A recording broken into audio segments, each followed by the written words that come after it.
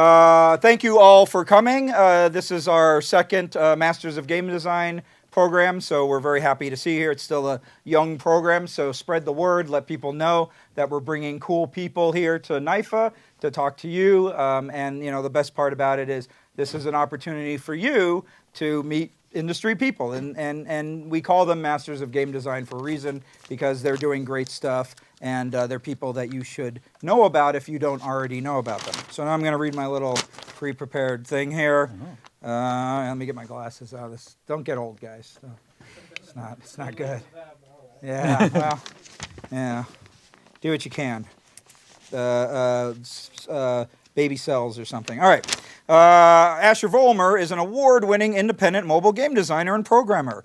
In 2012, he created the iOS game Puzzle Juice while still a student, like most of you guys, at USC's Interactive Media and Games Division. His next release, 2014's Threes, gained universal acclaim, including perfect ratings from Eurogamer and Touch Arcade, and, this is a good one, won Apple iPhone's Game of the Year.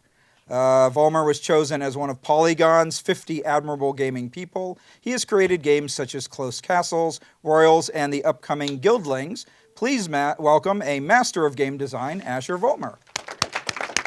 Hello. Was that? Did I forget anything? No, that was very good. All right, that was very thorough. They say I'm professional at this. I don't know.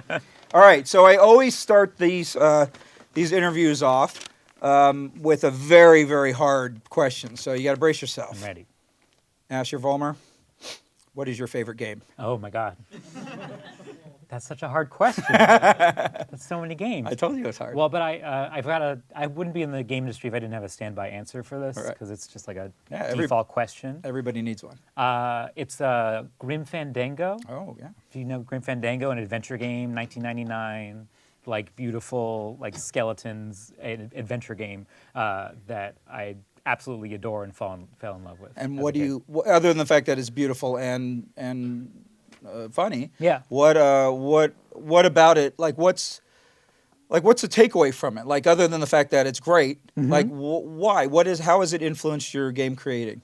I mean, it's funny because it's so funny and clever, and like all the puzzles are well designed, and it's clearly like thousands of man hours poured, like heart and soul poured into this beautiful game. And it was important for teaching me that I never want to do that. Right. Exactly. That is not the kind of games that I like to make. That is a great lesson. So, Grim Fandango came out in 1999. 99. All right. So I assume you're a little older than 1999. I'm a little older. So when did you first start playing games? Oh, I started playing games probably. I had an old DOS computer that my dad had. I remember trying to remember the commands to type into DOS to load up the Commander Keen and Duke Nukem, like the old 2D one, and and all that stuff. So that's I don't know, when I was like 4 or 5 around then. And were those like the first games that you remember playing? Yeah, definitely. So you started with home system. Yeah, home PC. We had home PC. So early computer games really were formative for me. We had a Super NES for like a hot minute, and I would love watching my sister play it, though I was terrible at using a controller. And then it promptly broke. So there was just like a glorious year where we had a SNES. Was that like a rage quit or why? I don't remember. Like some wires broke and none of us knew how to fix it. So you went back to computer games. Yes. Right, and that's where you're playing Commander Keen and were there any other ones that made a big impact on you at that age? I mean, pretty quick I learned that adventure games were like my deal. Like I was like, who needs to shoot? Who needs violence? Like these are so pure and good and clever and funny. And in LucasArts games you can't die. Right. Sierra games you can. Sometimes happens. But then all my friends started playing Counter-Strike. Oh. So I was like, well, okay. All right, I'll play Counter-Strike. So around when was that? That was solidly middle school, which means about 12, 13. That's a mature rated game, Asher. Don't tell my parents. I won't tell your parents. All right, so you said that like you just said, some of your favorite games are adventure games. Mm-hmm. What did you learn from playing them? I mean, it sounds like you've played a lot of them. What were, other than you don't want to make them, Yeah. or at least the big one, like Grim Fandango, like what did you learn? Like what, as you were growing as a game creator, game Sure. designer, like when did you find yourself referencing them and like, you know, when did you ever go back to them and go, wow, I need to look at these a little harder and pull stuff away from it? Yeah, I mean, I really like a lot of people make fun of adventure games because of their like it's called moon logic, is when like you're supposed to read the designer's mind and like figure out like, oh, you gotta, there's like one. The cat mustache. Yeah, the cat mustache is Yeah. the classic one where in Gabriel Knight you had like, I don't know, like Oh, I know this one. trick a cat. Do you remember Yeah, how it yeah. went? All right, I have to explain the cat Please, mustache. please explain the cat Yeah, mustache. the cat mustache is possibly the worst puzzle designed in video games. I always thought it was Broken Sword, but I guess it was Gabriel Knight, right? Do you remember which one? I don't remember. Gabriel Knight 3, maybe. There were like 3 or 4 of them. So in the game, Gabriel Knight is the hero. It's like kind of this horror detective story, right? Was there like there was a werewolf in one of them, but I think this one wasn't werewolves. Anyway, you had to get into this building and you had to get past like a bouncer, I think. And so you have to like pickpocket an ID, right? Yeah, you off gotta of get an somebody. ID. So you get the ID off this, and then you've got to disguise yourself to look like the guy in the ID. So that makes sense. So part of the disguise, like I think if they like a hat and a scarf or something, and maybe it was French, I don't know. And then you have to get a mustache. And so you're like, well, where am I going to get a mustache from? And so there's a cat that's like peeking his head out of a fence or something like that. So you have to find a fish. You have to lure the cat out, but you can't just do that. You have to go and find Scotch tape and put Scotch tape on the top of the hole. And then when the cat comes through to get the fish, the hair from the cat gets onto the Scotch tape, and you use the tapey cat hair as a mustache as to finish your disguise. But here's the worst part about it. On the ID, the guy doesn't have a mustache. Like, so you're getting a mustache for a guy that doesn't even have a... It's like, you're right. It's, would you call it moon logic? Moon logic. Yeah, it's like, read the designer. The game becomes, what is the designer thinking, and not any sort of logic that makes it. Because who the heck would make a mustache out of cat hair, right? That's very... Well, what if you're allergic, right? Oh, that'd be Anyway. rough. And clearly they designed that puzzle on paper before someone did the pixel art for the ID and like didn't realize that you couldn't get Right. the Or resolution. or nobody logic checked it, Yeah. right? I mean, that's part of it, is that it's not, I don't know, I have a theory about game design, which is game designers get blinders, and so they tend to just go, does it work? Does it work? Does it work? Yes, it works, thank God. And that's it, right? And they forget that anyone else has to play it, and they forget that that it has to make sense. You know, they're just like, I just want it to work. And so I don't know about you, but one of the toughest things that I had to learn was how to remove those blinders. Oh, Did absolutely. you experience that for yourself? Removing the blinders? Yeah. No, absolutely. Like I always, whenever I'm making a game, like I always like, I know that I will get in that mode if I like am not careful. So I like try to balance that out by showing off the game to people like as soon as possible, as often as possible, get extra eyes on it, just so people can call out my bullshit and be like, this is bad. So what was the most egregious amount of bullshit you were called out on? Oh, I'm trying to remember. Oh, right. This is when I was working on Threes, my number sliding game. There was a time where like the logic of the game is simple. Like you just smush things that match together to build up higher ranks of things, and then smush those things together to build up higher ranks of things, and so on. And so I was like, well, right now my debug art is numbers, but it can be anything. And you know, numbers are boring, and I need to catch big, wide audiences. Let's throw on like some crazy art, like beautiful art that I worked my artist on, and we were like really excited about like, oh, it's going to be like you're leveling up textile patterns. You start with like stripes, and you go to checkers, and you go to plaid, then you go to art like argyle. It's like it's gonna be like artsy but pretty and like indie and nice. And then I handed that to a friend who previously had played the number version and was like, oh, I like it. I handed this to a friend, and they were like, they looked at a grid filled with textile patterns and said, I don't know what the hell's happening. I don't know what's going. I'm just moving things around, but this game is incomprehensible Right. and unplayable. Right, because the simplicity of this nice big number is so much easier to read it quickly, right? And you read quickly, and it turns out, like, I didn't realize at the time, but like the ranks are very important. Like, yeah, yeah. you need to know what feeds into what next. Right. And when I've abstracted away under these patterns, it's like no one's going to remember that checkers comes with, like after plaid. So you were being too clever for your own good. Oh, 100%. Yes, that happens.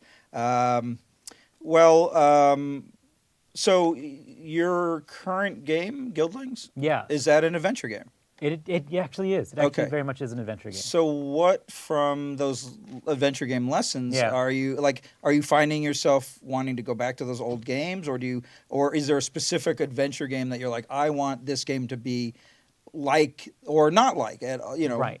I mean, I obviously like. So Guildlings is a mobile game first and foremost, so that's like always on my mind, and I'm like, I'm not going to take any gamey video game assumptions without making sure they work on mobile first. Right. Yeah, what's an example of something that doesn't work on mobile? something in my opinion doesn't work well on mobile is like often in a video game you'll walk up to people and you'll have a like in a video game you'll have a conversation and there'll be voice and then subtitles and then it'll go back and forth for a while and then you'll move on. On mobile, there's a million problems with that. One, most people play without sound. Two, people might look away from their phone at any moment because of real life, and then maybe we'll miss the like incredible important parts of the story. So those are like huge problems that made us like reassess like how are we going to actually tell interesting stories on mobile in a way that fits mobile. And so we actually ended up with the way that you talk to NPCs and your friends and all that stuff in the game is actually through like a text message format where like their bubbles will pop in and like stack on top of each other. So if anytime you look away, you can always look back and scroll back up and see what they said. And also we managed to fit the dialogue options down into like the keyboard space where you usually type text messages. And so it's like ended up being like, oh, this is actually a more natural fit and more fun to read stories this way. And that's definitely like a place where I'm not just going with game conventions, and I'm like moving forward. You're making your own thing. Yeah. Right. Your own scum, as it were. Yeah, exactly. Right. Do you guys know what scum was? It's the. I don't remember what it stands for. All right. Somebody help me out here. It was something like the system creation utility for Maniac Mansion. Yeah. The last two M's were Maniac Mansion. Yeah. So this is So when LucasArts in the mid '90s, I guess, were making adventure games, George Lucas first of all was like, "Don't make any Star Wars stuff." So they're like, "Oh, great! There goes our best license." So then they had to make up all new stuff, and the first game, well, one of the first games they made was called Maniac Mansion, but nobody liked the parsers that were in adventure games. Parsers are the tool that you put in go left, go right, and it looks for these words, and then if it's not in the vocabulary, you're out of luck. You're just guessing, right? If any of you have played, like, what's the first one? The original. Zork? Well, it was before Zork even, like Colossal Cave. Oh, yeah. Right, Adventure. Anyway, so the Lucas guys were like, we hate this because you don't know what the words are. Let's just put them all in front of you, right? So they put all the words in front of you, and then it was like, I don't know if Maniac Mansion had this or not. It's been so long since I played it. But later what you would do is you'd click on the person and then click on the word that you wanted. So it would be like Sam and Max. Sam, take cake, right? So like here's Sam. You click on Sam. You click take, and then you click on the cake, and boom, he'll take the cake, right? But eventually that just all the words went away, and it's all. And so, what are you like? Are you guys closer to that, or are you creating your own hybrid system, or what is Guildling feature like? How are you dealing with that issue with the parser and all that? There's no parser. Oh, okay. We ended up. There was a lot of iteration of what shape this game is going to take because fundamentally it's about like a group of friends going on an adventure, like a adventure through this fantasy world, and the genre we're calling it is Wizards and Wi-Fi, because everyone's got cell phones, they all text message, that whole thing. Cool. And so we ended up like we originally started out like way zoomed out, like you're going to be looking at a world map and picking spots where to go, and then the characters will like send you like Instagram updates about like their adventures in each of these like little towns and stuff. But eventually we figured out that was like you weren't actually getting close to the characters. You weren't actually learning about like who they were and how they felt, and like, and it gave players this weird sort of like disconnection from the story. So we kept zooming in and zooming in and zooming in to the point where it's like, okay, now it's actually like we have like a little like we call them internally we call them dungeons, but like, you know, it could be like a city or like a field or whatever, where you actually tap to walk around and explore and like fight enemies and walk up to people, and like the way the parser works is when you walk up to anything and tap on the little icon, the keyboard pops up and tells you like what you can do there. Oh, okay. It's like So it's a little bit like Mass Effect. oh Maybe. yeah. Right, where you have kind of a series of choices. Yeah, oh, okay. That's Yeah. cool. Yeah, that's great. I mean, that's so. One of the things that we talk about here in the classes at NYFA, where we're doing interactive narrative, is the idea that those kind of choices fractal really quick, right? Like Yes. you start with 2, and literally within 4 choices, you're at 16, and then it just gets. How do you deal with that? Because I assume are you writing it as well? No. Oh, you're not writing. I'm not it. a Oh. writer. But I'm working. My good friend Jamie Antonise is a brilliant writer. Have you ever met him? Do you know not, Jamie? no. Anyway, but he's an incredible writer and game designer, and he like has taken That's his thing. That's his realm that he's taken over. He designed all the character. He wrote all the characters. Right. And he's been writing in this system called Ink. I don't know if you know about it. It's if you ever played the game 80 Days, the 80 Days Around the World game that came out. That's great. They released their writing engine that they use called Ink, and it's actually very elegant how it handles all that stuff. It's like basically you get to write a script in just a text file, and it can dynamically handle all the choices and branching dialogue stuff that you do. But it's really naturally, it's built in a really natural way where it sort of funnels back. Oh, okay. You know, so like you'll have all these branching things, and you'll make like decisions. But most of we decided early on that we didn't want to do 1,000 different branching paths. But something we learned from Kentucky Route Zero, if you've heard of this game. Kentucky Route Zero is a beautiful game that you should all play. Have you guys heard of this or played this game? Yeah, it's a really nice. You really absolutely should super play Kentucky Route Zero because it's like a mind-blowing experience that like really messes with what your idea of video games and stuff. But they have choices in their game. But I went to a talk of theirs and they said that they don't care about branching narratives. That's like not what they're doing at all. But by giving the players choices, they get to basically inject their own personality into it. It's like the Kentucky Route Zero, the example is like you meet a dog and you can name it. And you can name it Spot, Homer, or Dog. And like no matter like whichever one you choose, like suddenly that name will pop up all the time whenever you see the dog. Whenever you mouse with the dog, it says like Homer or it says Dog. Right. And it's like, oh, I chose that.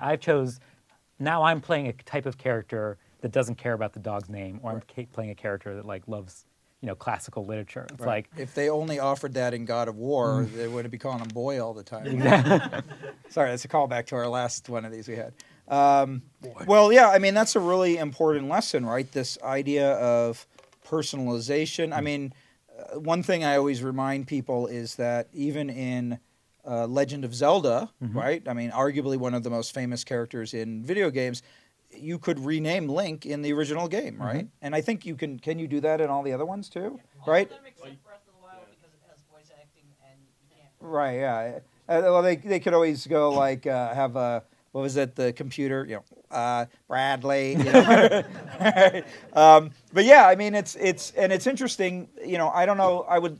There's no way to ever get this data, but I would love to know how many people who played any of the Zelda games rename the character or whether they kept it Link or not, right? Right. And because I find that a very powerful tool as well for the player, right? It's easy to do, and yet immediately it's like this is mine, right? So yeah, that's great. That's a great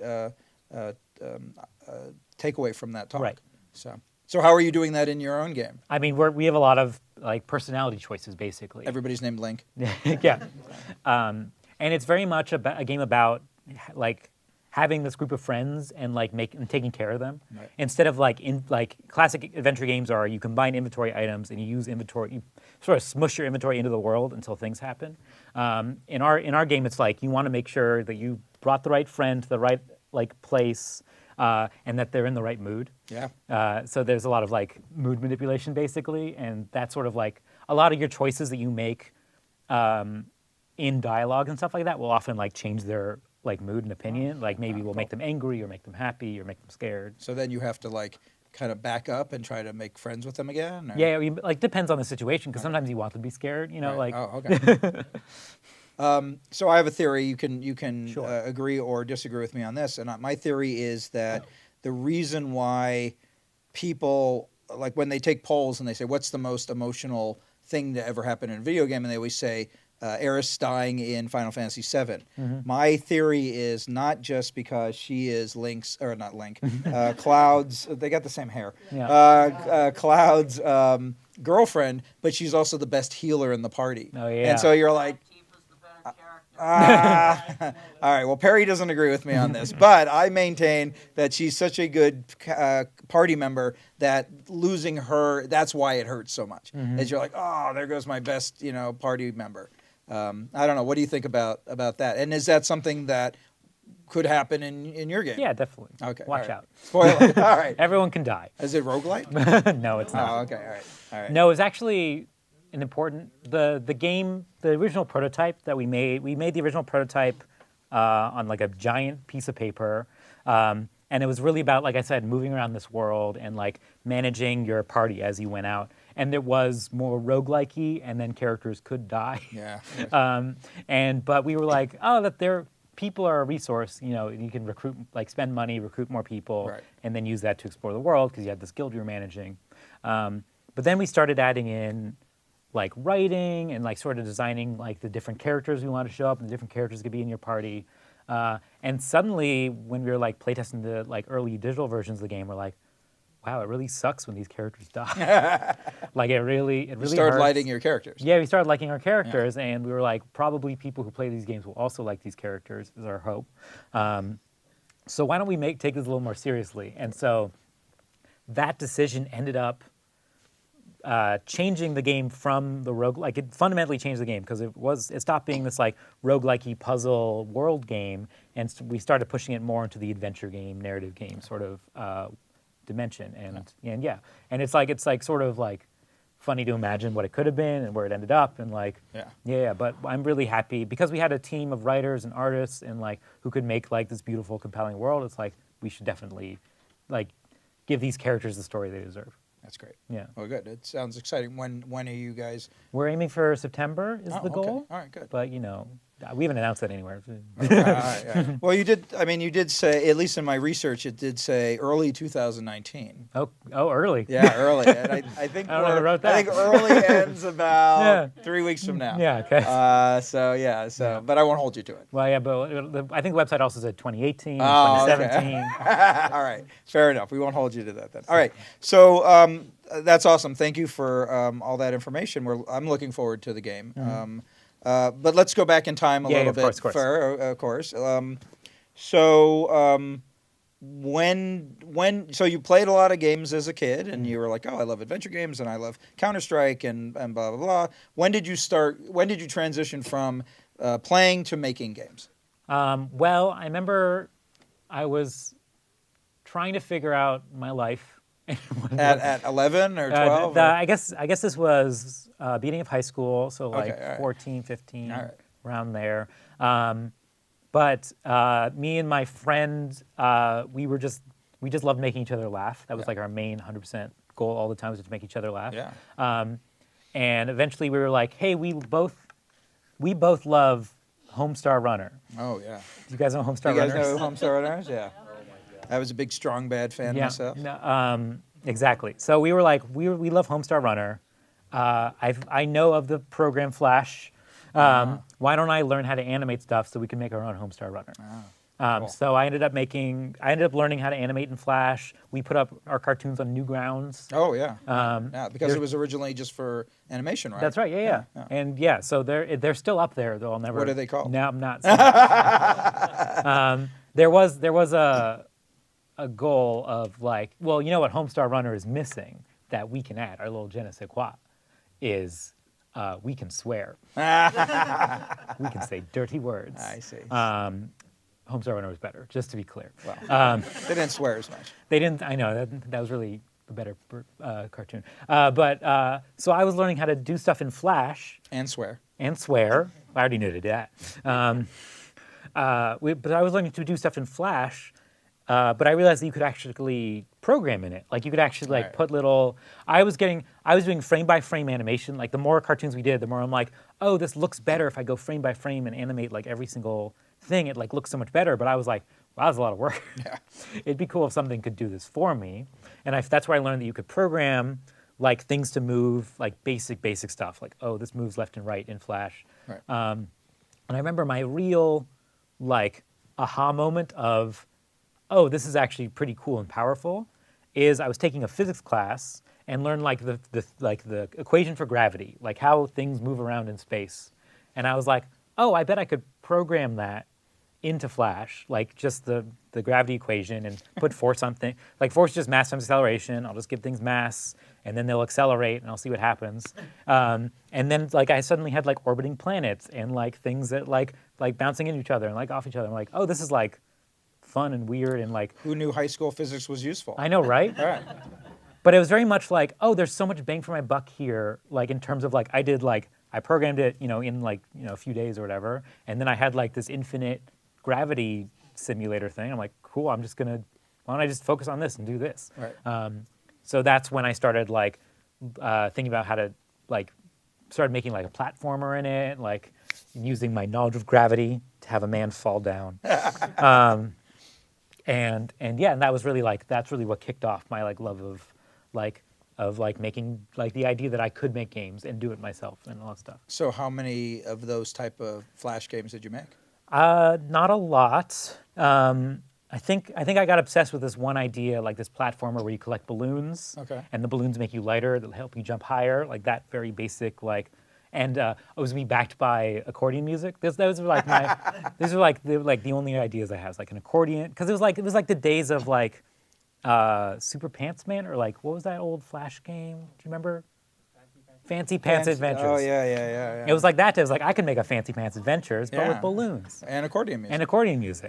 Yeah. And then I was getting really into that. My parents. Accordion music. Yeah. No, my parents were very supportive. They found a class at USC, Oh. like a summer class for high school students at USC, that I ended up attending, and that's where I met a bunch of my future professors, because I ended up going there. But I also met a grad student, Matt Corba. Do you know Matt Corba? Yeah, I know Yeah, Matt, yeah. he was working on his grad like MFA project. Called The Misadventures of P.B. Winterbottom, and he saw that I could program in the class, and he's like, hey, can you help me out? Can you like take a look at my code and see what you can do? So I was like, sure, I'm a high school student, I'm not doing anything. I didn't do homework. Other than physics, so much. But that was fun. And he gave me the code to his game, and it was like very bad. Because like you'd press right, and then every frame it would like increment their position Oh, no. right every single frame. So he was writing it to the hardware. Yeah, basically. Oh Yeah. my So God. like if the computer sped up, suddenly it would speed across like, and like all this stuff, and like and there was no like acceleration or deceleration, no sense of like velocity. So I was like, why don't I ripped out all his code, and then put in my platformer code that I'd been working on, but with his art. Oh yeah. And he's like, "You're hired."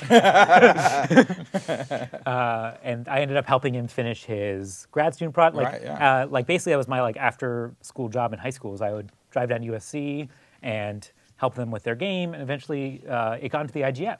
Yeah. The Winterbottom got into the IGF.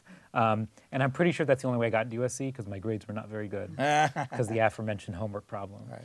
Matt helped you. Yeah.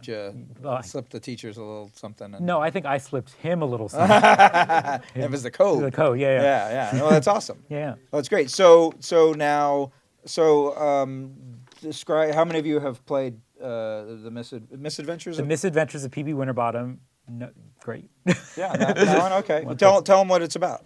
Oh, Because it was a really cool game. I remember when it came out. Yeah, the Misadventures of P.B. Winterbottom. The premise is that you're the main character, P.B. Winterbottom, and there's only two things you have to know about P.B. Winterbottom. One, he loves pie. Two, he can manipulate the space-time continuum. And with these powers combined, he gets into a ton of trouble. Like the basic premise was that it was a platformer where you could, as you were going, you could record your actions, and then it was like silent film themed. So you'd have like a black and white version of you like repeating whatever you did, and you could use that to basically solve platformer problems like puzzles and stuff like that. And if I remember right, this was before both Braid and Super Meat Boy, right? Which did very similar types of things. Right, because between us getting the IGF, or Winterbottom getting the IGF, and eventually Winterbottom released on Xbox. Right. Between there, both Super Meat Boy and Braid came out. Right, so they ripped you off. Yeah. No, Braid was in development for like 1 million years. Oh, okay. All right, okay. But similar mechanics, right? Yeah. Kind of time actually a lot like Blinks, right? Did you guys Oh, we definitely looked into Blinks. Yeah. It wasn't that great. No. But it was Blinks was imagined the rewind function of Prince of Persia: Sands of Time, but the whole game is that, right? It was the whole, and you were like some cat. Are you interjecting something, Brandon, about Blinks? It's like you could stop time, you could record yourself, fast forward. Right. Yeah. It was for like 3 seconds. That was like the hot mechanic, right? Yeah. So. Yeah, time manipulation was like the thing. There were definitely like indie game zeitgeist for a while where everyone would do one thing. Right. Now that we've mastered time space manipulation. Now we do battle royales. Yeah, that's true. I was gonna say what's the new one, but yeah, that's of course it's better. Manipulation battle royale. There we go. Make that game. Right? All right. So you graduated up from high school to into USC. Yeah. So tell us. I mean, sorry, Chris Swain. Tell us about what it was like to go to USC. Because that was a really interesting place when you went to it. It's very different than how it is now. I mean, I assume you've been to the campus. I've been to the campus. The campus is so big and fancy and stuff. Yeah. Now, like we were, stuck in like it was part of the film school, but we were sort of like pushed off into like their side, very far away building. Kind of like here. Yeah. So it was very much like that, and like pretty small program. How many students were in the program at the time? God, I'm trying to remember. I think there were like. I'm trying to remember if it got bigger or smaller as I graduated, like because people moved into the program, people also left the program. Right. God, I don't remember the number. I would be making it up. Maybe 20, 30? Yeah, something around there. Yeah. Something around there. And like what kind of things were you learning in school at that time?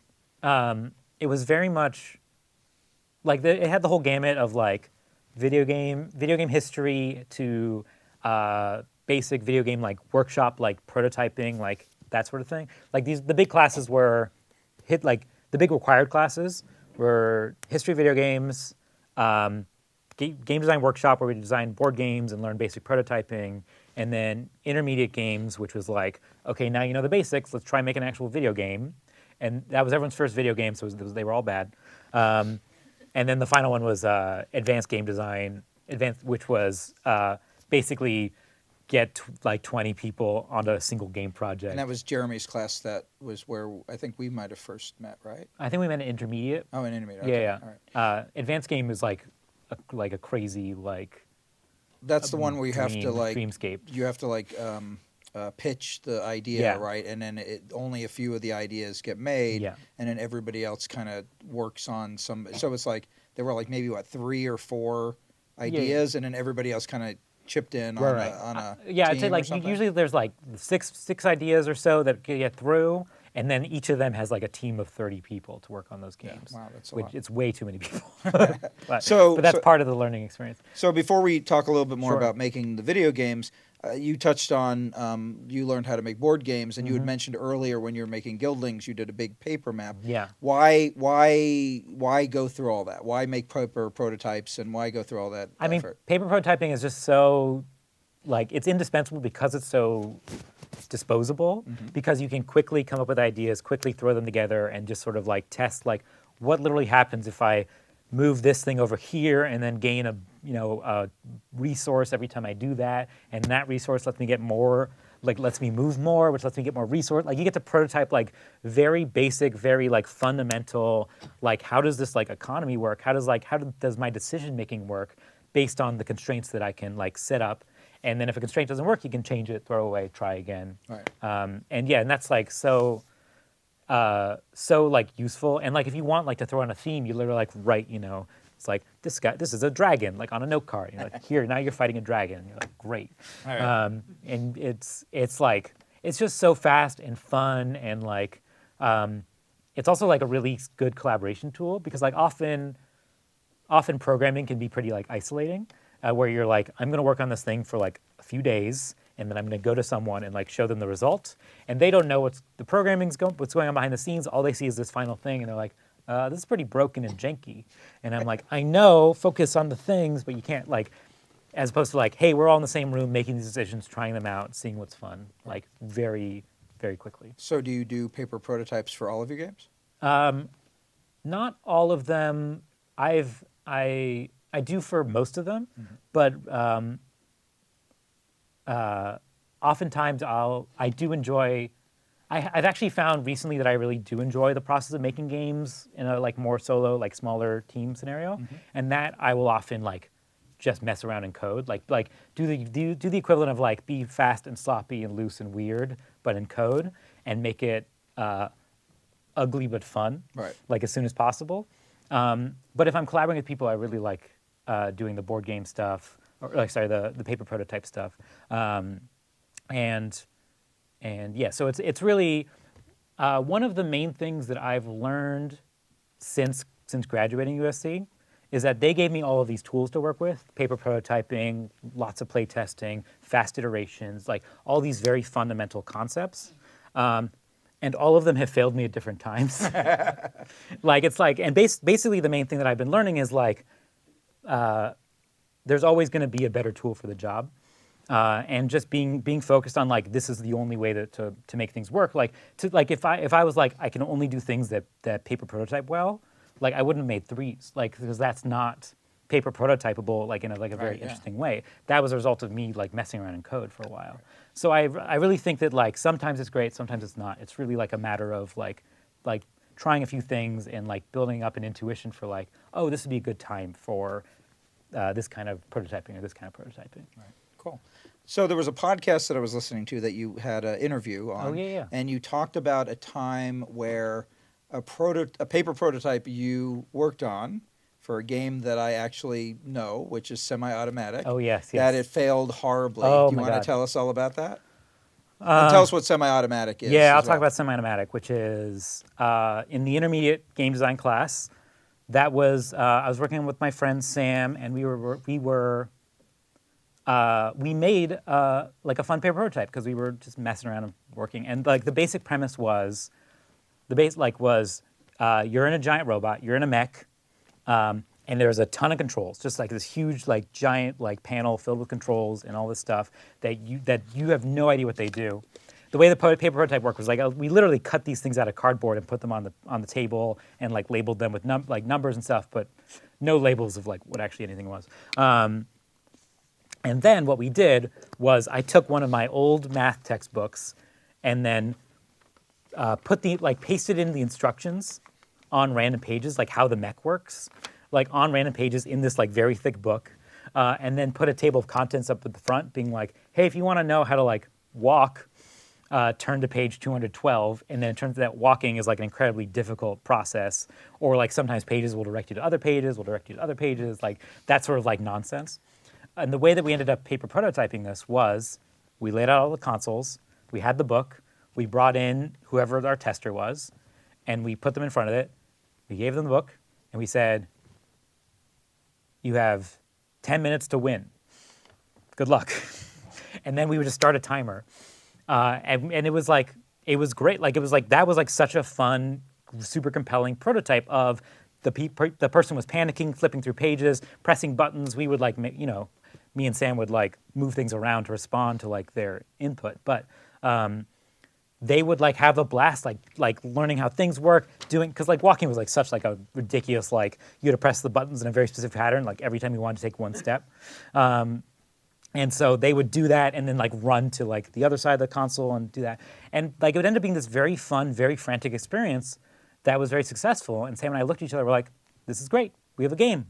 Let's make it digital. And that was hard to make digital. I remember I like did implement the manual. Like we really wanted to make it an iPad game because iPads were new and exciting. So we really wanted to make an iPad game, and we had like the manual like be a thing that you drag down, and it was on a spring, and like you had to like press all the buttons to like flip through all the pages and stuff like that. And we implemented all the crazy complex things. And then we did make the digital version of it, and then we ended up running it through playtesting, like usability testing specifically, where we were on one side of a one-way mirror, and we would watch people play, and we gave them basically no instructions how to play, and we saw what happened. And I think we had like 10 testers, and one person had a good time. And like he's like that sounds bad, right? Because it is. It was sucked for our like mental well-being at the time. Of oh god, we've made such a horrible game. But the lesson we took away was, okay, how do we make this better? How do we make this better for more people? And what we ended up doing was we ended up taking away the manual, simplifying the controls, like building out like there were a few like fun multi-touch interactions because the iPad was still novel, but greatly simplified it to the point where like, okay, the mech is automatically walking forward. You just control the weapons that shoot stuff, and there are swarms of enemies coming at you, and it's a video game. And you know, we were convinced that we were the smartest people on the planet, and this was hot shit, and everyone would play it. But then we ended up releasing it on the App Store, and I think 20 people bought it. That's probably just all of our friends, to be honest.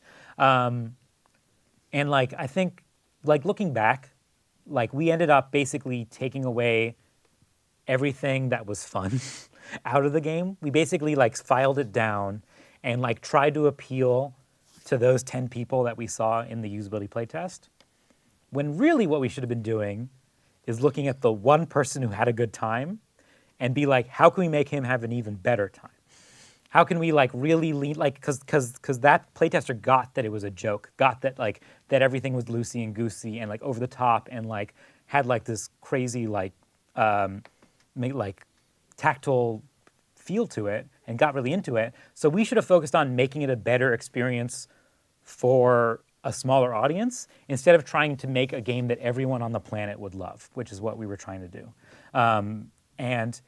And I feel like because that's like a classic lesson, right? If you make something that nobody hates, probably nobody loves.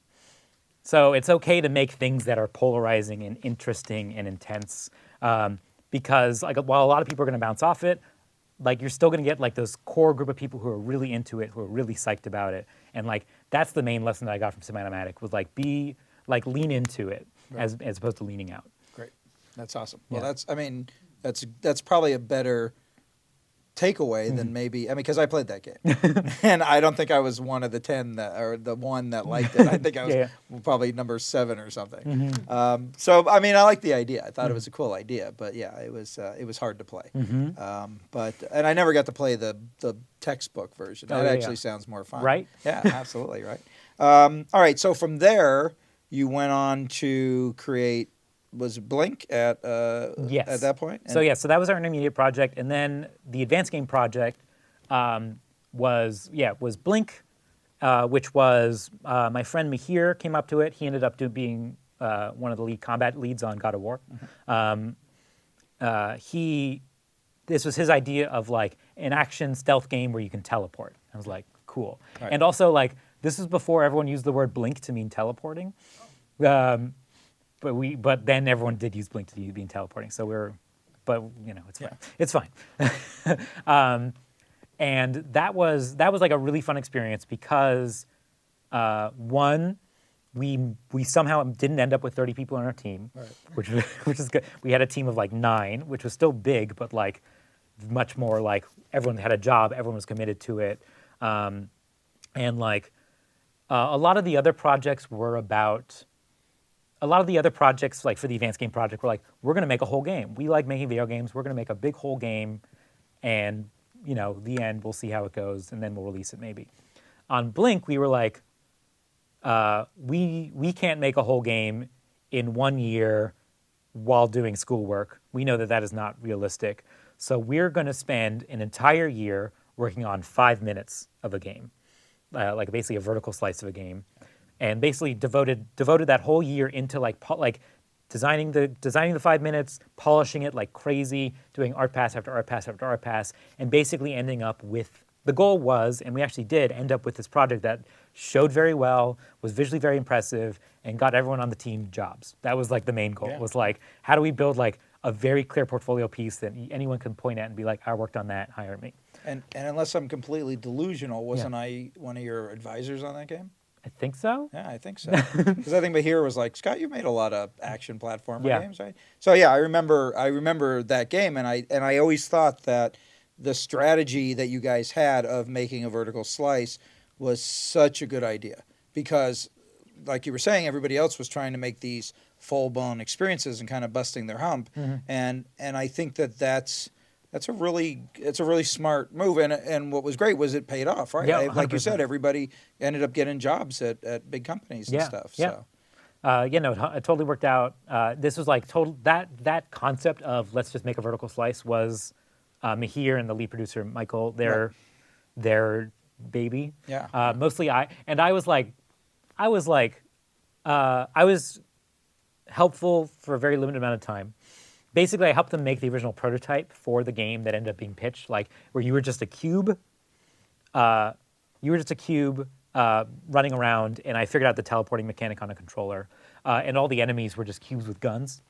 But basically, that was enough to prototype the feel of moving around, the feel of teleporting, slowing down time, dodging lasers and stuff like that.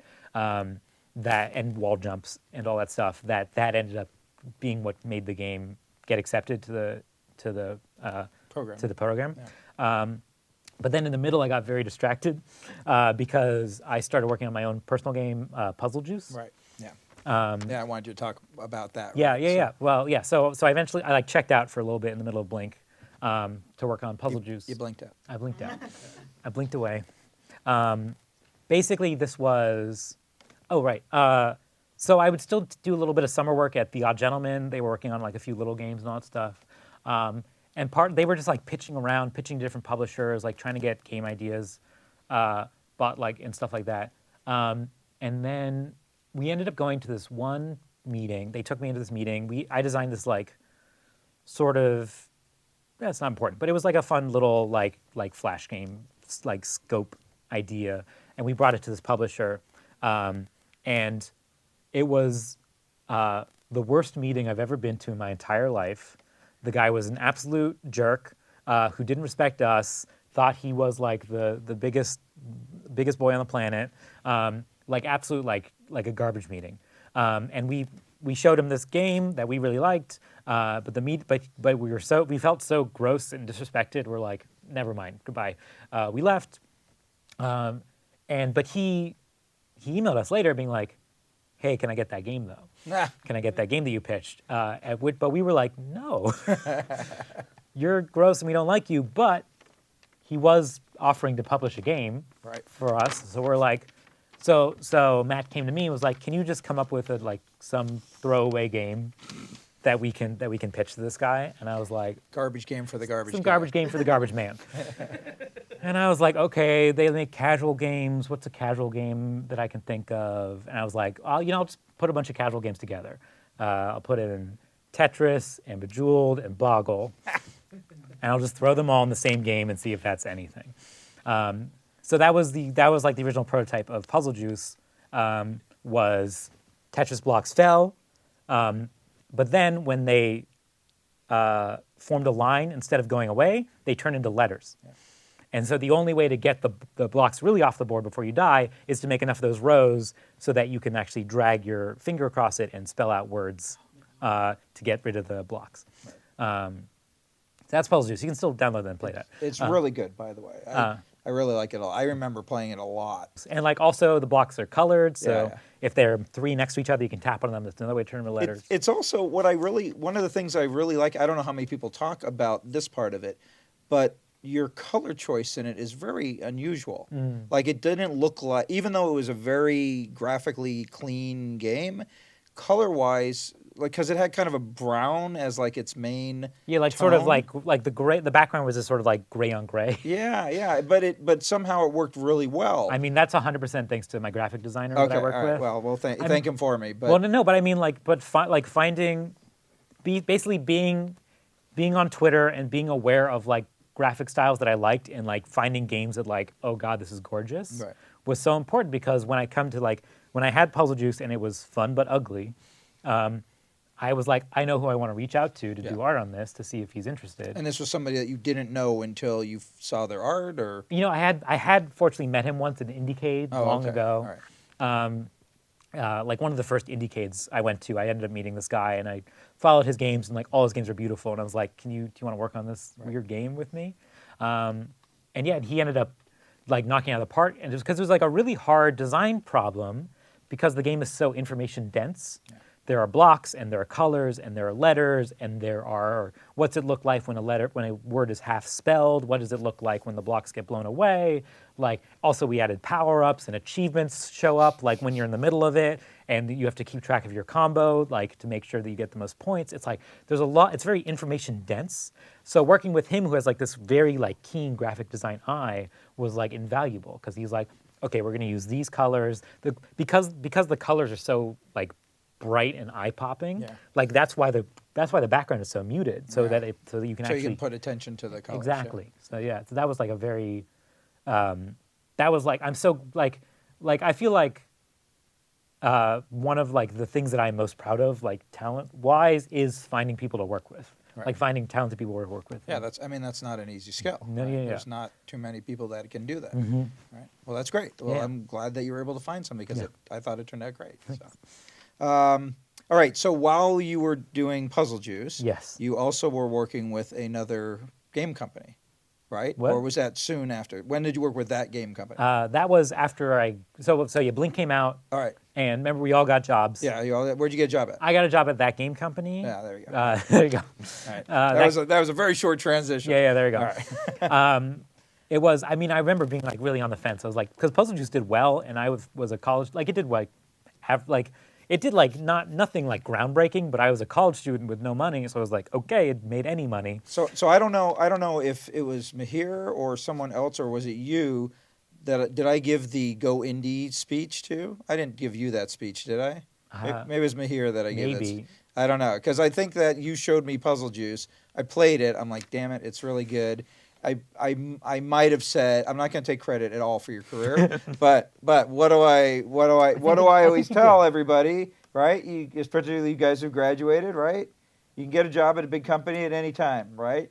Or you can go indie. So why? I mean, you're like, I'm going to go work for that game company. They've got a big game. They just had put out Journey, right? They literally just put out Journey, which I loved and was gorgeous. But you made a game that was like getting a lot, like it did well, right? Yeah, so this was like an incredibly hard fence that I was on. Yeah. Of like, I really want to go indie. This seems to be working for me, but how often am I going to be able to work at that game company and like fundamentally help them make a new game? Right. Like because they were just starting their new project, and also.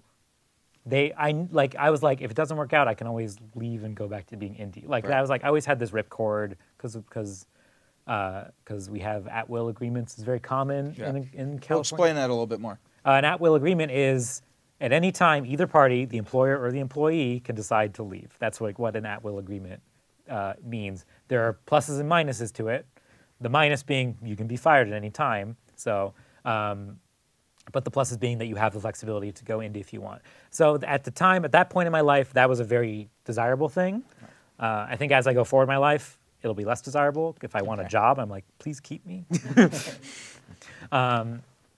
Yeah, so I had that. I knew I could leave at any time. And also, at the time they were like, listen, Journey took a long time to make. It was like this big, long process, took 3 years. We want to make games faster. Famous last words. Yeah, famous last words. And They still haven't come out with anything yet. no, have they? so this is I graduated 2012. Yeah. All right. I went to work at that game company. All right. It's 2019. So they're making games exponentially? Yes, that's just well. That was their joke that they said. They're like, Flower took 1 year, or like Flow took 1 year to make. Right. Flower took 2 years to make. Journey took 3 years to make, and they're like, we don't want this pattern to continue. And they broke the pattern. The next one didn't take 4 years. Oh, no. Anyway, so they wanted to make games faster. I was on board with that. But 10 months later, the writing was on the wall that this was not going to come out in a short amount of time. Right. And I was getting antsy, and I was like, this was fun. I'm interested in the project you're making. I'm really excited for it to come out, but I'm really much more in like an indie mindset, in like working fast and quick and like being able to collaborate with friends like at will, Right. as opposed to being locked down to one job. And so that was like a hard decision to make, but it ended up being the right one. Right. And Yeah. so out of that Yeah. was... Out of that was, right. While I was at that game company, I remember vividly. I wanted to try being indie like after work because that was an option, but obviously like there's only so much energy that you have to give.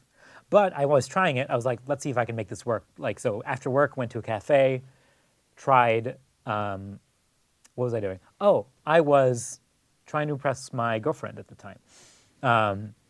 She was a writer, and I was like, oh, I'm going to impress her by writing her a short story, which is very sweet. And also, writing's very hard. Turns out, I basically spent an hour staring at Word, wrote like at most one sentence, but like couldn't get anything out. I was like, God, this is why I had Jamie to write Right, villains. yeah. And You're supposed to outline first. That's the trick. is that the trick? I didn't is do the that. trick, yeah. Didn't do that. What I did do was I played with the arrow keys in Word, like just moved the cursor around. And eventually I was like, I wonder if I could make a game that just uses the 4 directions, just uses arrow keys, nothing else. Right. So I closed Word as fastly as possible, opened Unity, and did that thing where I mentioned, where I was just tinkering around, just sort of throwing stuff at the wall. I was like, okay, I know how to code grids. I'll code a grid really fast. I'll throw numbers on it, and then only arrow keys. I don't want to make an avatar, so I guess everything will move when you press the arrow keys. And that was like the beginning. I basically got excited, worked through the night, ended sending that to my girlfriend, and she was like, "Oh, this is something." Basically, I sent it around to some friends. This was the real sign of like, hey, this could be something. Was I sent it around to some friends, and then they messaged me an hour later, saying that they were still playing it. Yeah. And I'm like, I just worked on that for one night. Like that's a good, that's a Right. very good return, bang for buck. So I knew that this was important, that this was like something that I wanted to keep working on. I did bring it to that game company. I was like, hey, I really like working for you guys. You guys are cool. I know you guys want to release more games faster. So I made this number game that maybe you could release, maybe start a publishing label. I don't know. Just do you want this game? They thought about it for a while. They're like, you know what? This is cool, but it's really not in our brand. Right. You keep it. Okay, cool. Yeah, and I'm glad they did because I kept it, and ended up. I ended up leaving that game company, doing contract work for a while. Did work for Disney for a while, which was fun. And then about like 6 months after I made the prototype, came back to Threes, and like I was like messing around with Threes for a long time because it was sort of missing something. Like people would play it for an hour, but then they would solve it and then be done. And I was like, what's missing? Like, what's the missing element? I tried adding power-ups to it, like I worked for Puzzle Juice, but they ended up crowding the board and like there was such like a purity to moving things around and having them merge together, because the original rules was 1 + 2 = 3. That was always there. But after that, any multiple of 3 could add together. So you could add 3 and 6 and get 9.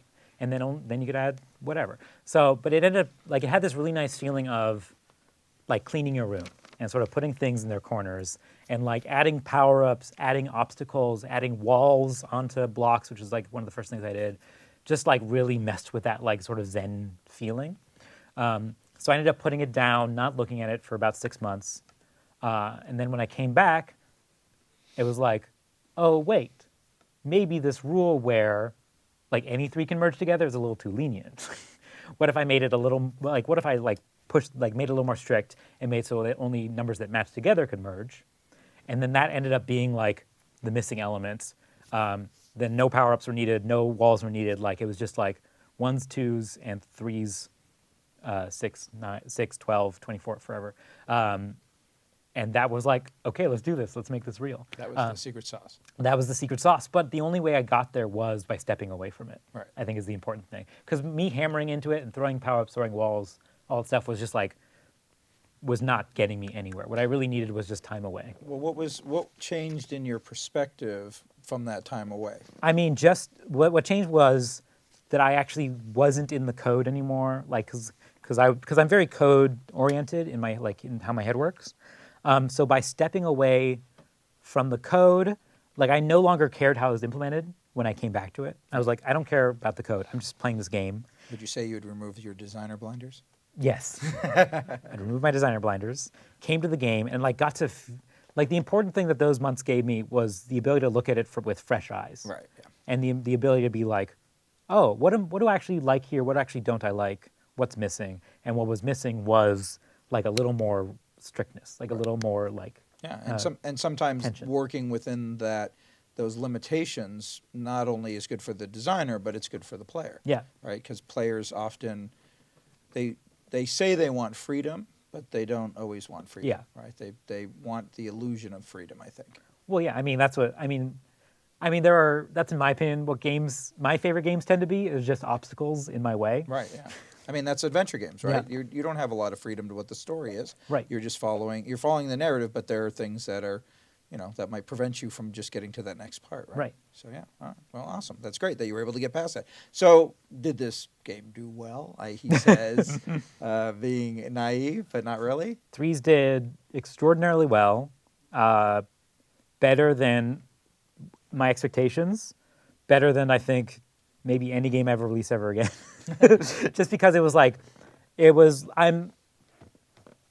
still hope to make like more games of its like ilk and like of its like notoriety, but I'm pretty convinced that the amount of work I put into that game, which is about a year total, and the amount of results that I got from that year of work, I'm pretty sure that bang for buck is never gonna like happen again. Well, I think never say never. Well, yeah, but that was like I was like such a lucky situation where like the state of the mobile store at the time was like people still bought premium games, but people still were not building games with mobile in mind. So there were a lot of like virtual joysticks, a lot of like ports of old puzzle games, and a lot of like Angry Birds did well, so everyone had like these 3-star sort of like linked puzzle rooms, like puzzle room, puzzle room, puzzle room, puzzle room.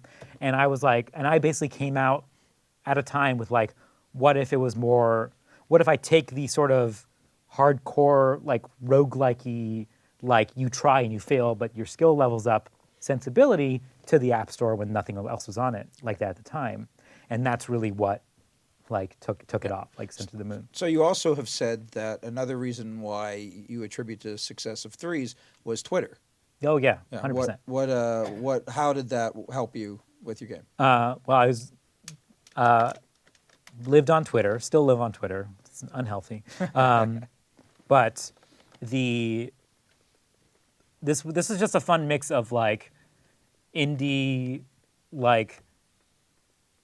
and laziness, somewhere in the middle, somewhere in that nice spectrum of I didn't want to put like leaderboards in the game like that you could like match with your friends and like see how they're doing, like anything like that technically complicated didn't seem worth it or was out of scope. And also like fundamentally, like I would hand threes to people and they would do wildly differently in terms of like their skill levels. Like some people would never make it past 24 and some people would like rocket to 768 like immediately. And so I didn't want to do the thing I did in Puzzle Juice where I was like sort of skill gating. Like in Puzzle Juice, it was like once you reach this level of skill, you get the next power up, and also these more challenges to get to the next level of skill. I really didn't want to like extrinsically add things on top that would sort of like tell people that they're doing a good job or doing a bad job. I just want people to play it like as long as they wanted to play it. So with that in mind, I didn't add markers like, hey, you did well, but you didn't do as well as your friend. That was not my intention at all. But I still wanted people to share it with their friends and for people to like be able to like announce that they're playing the game, like if they wanted.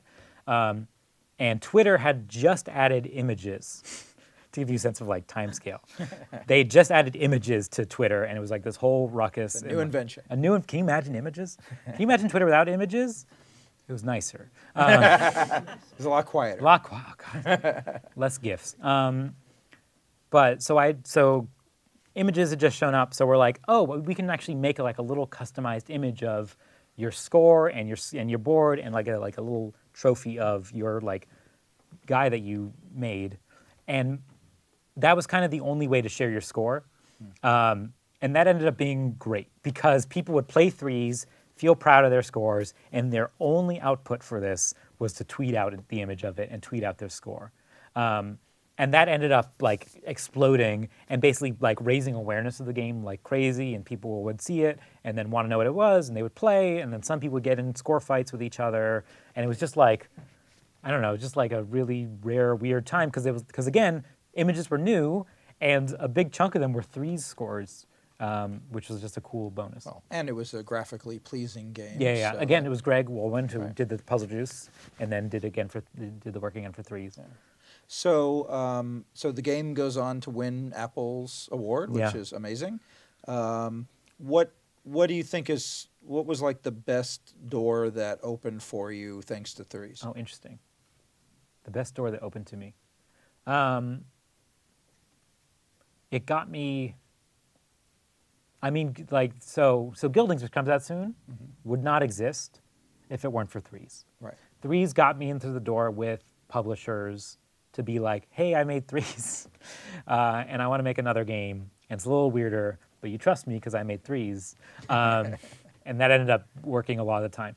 Turns out, people just want to see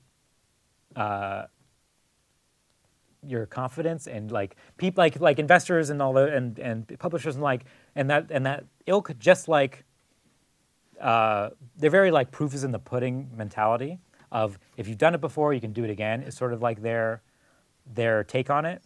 So like the way that someone told it to me once was like, people spend entire slide decks, like 20 slides, like trying to prove out why their idea is great, why their team is great, why this game needs to exist, that I could do by just pointing up the slide with threes on it. Be like, I made that. I made that. So that opened the door to like basically grease the wheels to make Guildlings exist. Yeah, they say, what is it? Nothing breeds success like success. Yeah. No, it's totally a feedback loop based like attention economy. Like I'm definitely leveraging my success to make newer. But like Guildlings is weird, which I really like. Like it's not like, I don't know. I could have made like any old game, any like action game or any kind of game. But do you find that people that you talk, developers and Yeah. publishers that you talk to, do you find that they expect you to, because you've done Puzzle Juice and you've done threes and they're not the same game, but aesthetically, like if you just glance at them, you're like, oh, they're grids and there's things that you can tap on and that. Do you think that, do you get into a situation where they're like, oh, that's the type of game you make? Or or when you say, hey, I'm going to make it this big adventure game, they go, wait, what? Yeah. No, it's definitely been, that has been a huge learning experience because I found people who trust me to make something weird and new, and it's an adventure game and a narrative game and not in the scope of things that I've done in the past. Right.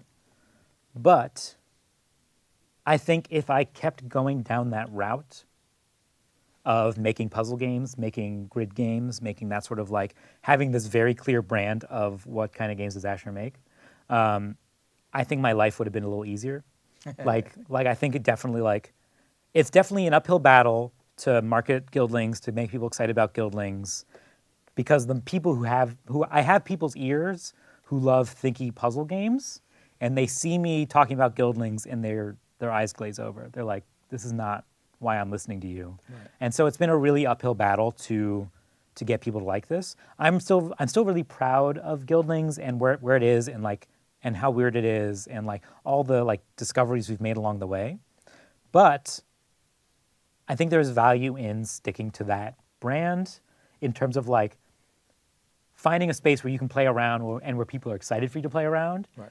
as opposed to just sort of like bouncing off the walls wildly. Right. So maybe you're saying that the Asher Vollmer brand is not the grid-based puzzle game, but it is the fun, creative game.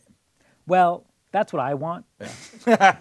I want the Asher Vollmer brand to be, wow, he makes so many different kinds of games. Right, yeah. But I think the reality is I'm known for making a certain type of game, Right. and Guildlings is muddying the waters. Yeah. And I should, I mean, I'm just acknowledging that. Like, Yeah, it's complicated, the branding and the marketing and all that But you stuff. got to try. But I got to try it, Yeah. and I mean, I love Guildlings, but I think after Guildlings, I'm going to try going back to that. Right. Going back to making like sort of more puzzly, weirdy games. I know exactly what you mean. Yeah. Having made, at least just with my board game ventures, right? Yeah. I've made one stupid blow things up game and another super minimalistic Mm-hmm. party game, right? And so people are like, wait, what? You know, they don't, like 2 and 2 don't add up together, right?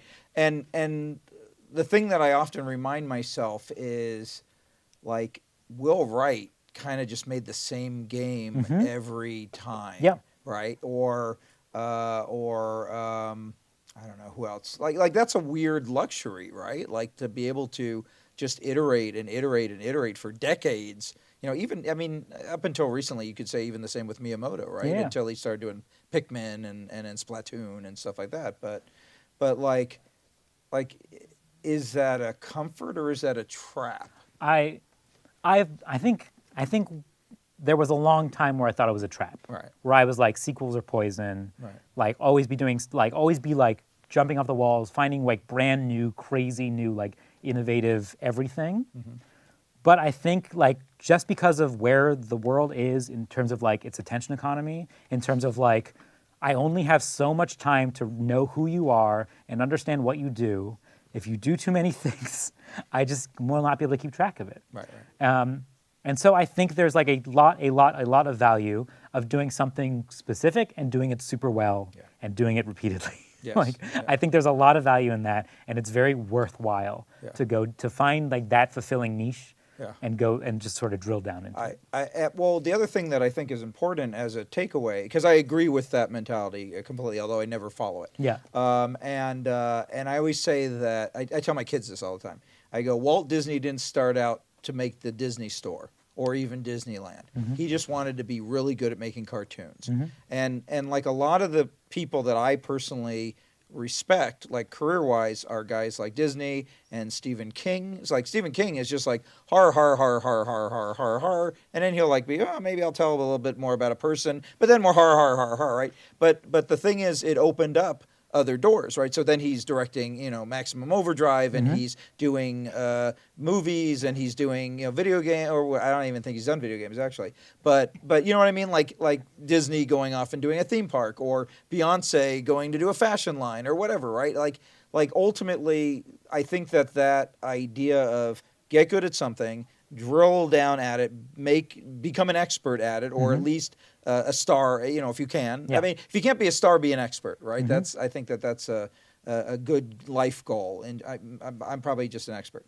But ultimately, those will open up other doors, right? So for me, I mean, the fact that I make video games, and then one day I said, I make video games and I like Disneyland, and somebody at Disney went, oh, wait a second, we need a guy who makes games, and we'll bring him into Disney. So I was able to have a door open to me that I never thought would be open, right? So I think that I totally agree with your strategy, but I would say that if you keep doing that, ultimately doors will open up to other things. So but I mean, you're making your own door right now, and there's nothing wrong with that as well. So I don't see it as muddying the brand. I see it as you are trying to let people realize you're making sure that the word games are associated with you, not just this type of game, Yeah. right? Just like Miyamoto is games, he's not just Mario games. I mean, he almost never was just Mario games, right? It was Mario and then Link, and very Yeah. quickly he tried to expand out. So I don't think you're on the wrong path, right? All right. So speaking of which, let's real quick talk about. So with Threes, you said it was a premium game. What was the price for Threes? Threes was $2. $2. It was on 33% sale. Always on 33% Yeah, sale? for the first 4 years or whatever, it was on 33% So sale. your sign was always like going out of business. No, it was, but it was always just 33.3333% off. because it was Was always at Threes. the top. Yeah, just All right, okay. because we figured out $2 is a good price point at the time we launched. Right. But the game's called Threes, so we gotta Right. make a joke about it. Right, that's great. So, what are your thoughts? Because the market has changed Yes. a little bit since you guys came out with Threes. What do you think about the difference between freemium and premium? And like, where do you fall on that whole discussion? It's complicated. So obviously, when Threes came out, 2048 followed soon after, and that was the free one. Right.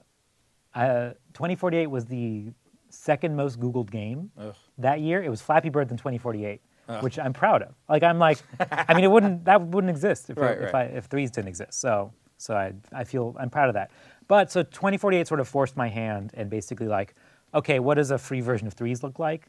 And I'm just like very stubborn about like what I want games to feel like be valued as. Like I want them to be valued as artifacts and not as like services, which is very opposed to how everything is structured now. But I'm still sticking to my guns of like I really like games as artifacts that you get and you experience and then you can play them forever.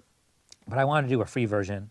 So I figured out you can do rewarded videos, basically like a video, you watch a video and I reward you with something, but we don't have an economy of like coins or gems, whatever. So we figured out, okay, we'll just like every time you play a game and lose, that costs 1 life. And the only way to get new lives is to watch an ad. The end. Like you watch an ad, you get 3 lives. And this is annoying to users because they're used to games that give you a free life a day or like have bonus deals or have like, some sort of like, they're like, people are A/B testing, like manipulating the numbers all the time, and then the user gets to like sort of generate free value from that. But I've always been a very strictly of, hey, you're playing a game, people design this game, you need to understand that there's value here and you need to pay for it somehow. And so that's why you always watch an ad, and the ad page says, thank you for supporting us. Thank you for supporting the developers making this game. And I'm being very strict about that. I think free-to-play games tend to abstract that away a lot and be like, oh, it's a service. It's like this thing that's always here and around and people are updating and it's like a little more loosey-goosey and abstracts so much away from the user to like a harmful point. I think most free-to-play games nowadays are like, so they have like very complicated economies, which I think some people enjoy manipulating those and like mastering those. It's like one kind of game feel and that's totally fine. But I also think that those economies have terrible game feel. Like I feel like, because they're designed to be fun for a little bit and then immediately get frustrating, like at the point where they think that you'll spend money. Right. What do you think about the fact that many game companies are hiring economists as a design type position? Like, how do you feel about that? I mean, I think that they're theoretically, I've got no problem with that because games have economies. That's like a huge part of games are economies and resources moving around. And like, with an MMO, like someone needs to be on top of like how much things cost and like all that stuff. I'm 100% on board with that. What it comes down to is like where I start to feel icky is with like the crazy analytics driven experiences where they're constantly watching how people are spending money, spending time, all this stuff, and they're twisting every little tiny knob that they have access to in order to make sure people spend the most money.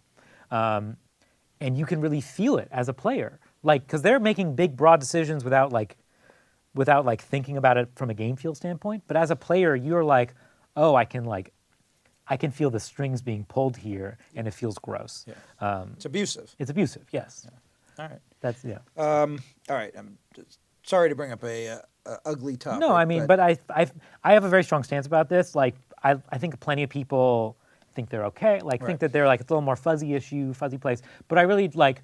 It's funny because they've, as a mobile developer, free to play is like a very spicy topic to me because free to play games have, in a way, poisoned the waters of the App Store. Right. Where nowadays, like people love games, people play games, and everyone on the planet has these smartphones in their pockets, but people don't play phone games.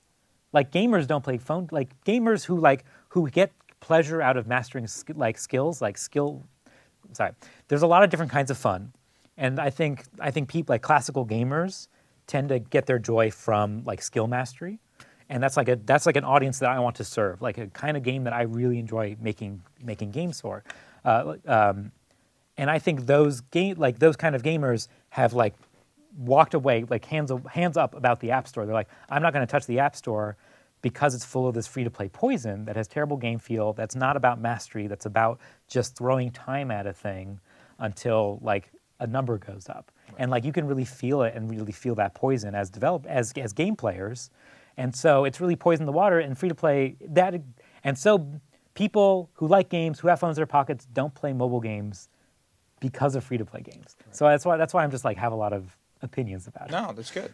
That's good. Is there anything that you feel is not doing that right now? Like anything like 2019, is there anything out there that isn't poisoning the waters, that is treating the audience responsibly in that market? Sure. There are always like a handful of games every year that like that I actually like to play and keep on my phone and all that stuff. Like what?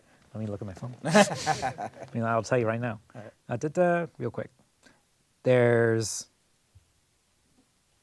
I'm really enjoying Dr. Meep, Card Crawl, Power Node, Elo, Twinfold, Fidel, Hold Down. Those are all games that none of those are free to play. And they're all games with skills to build. Right.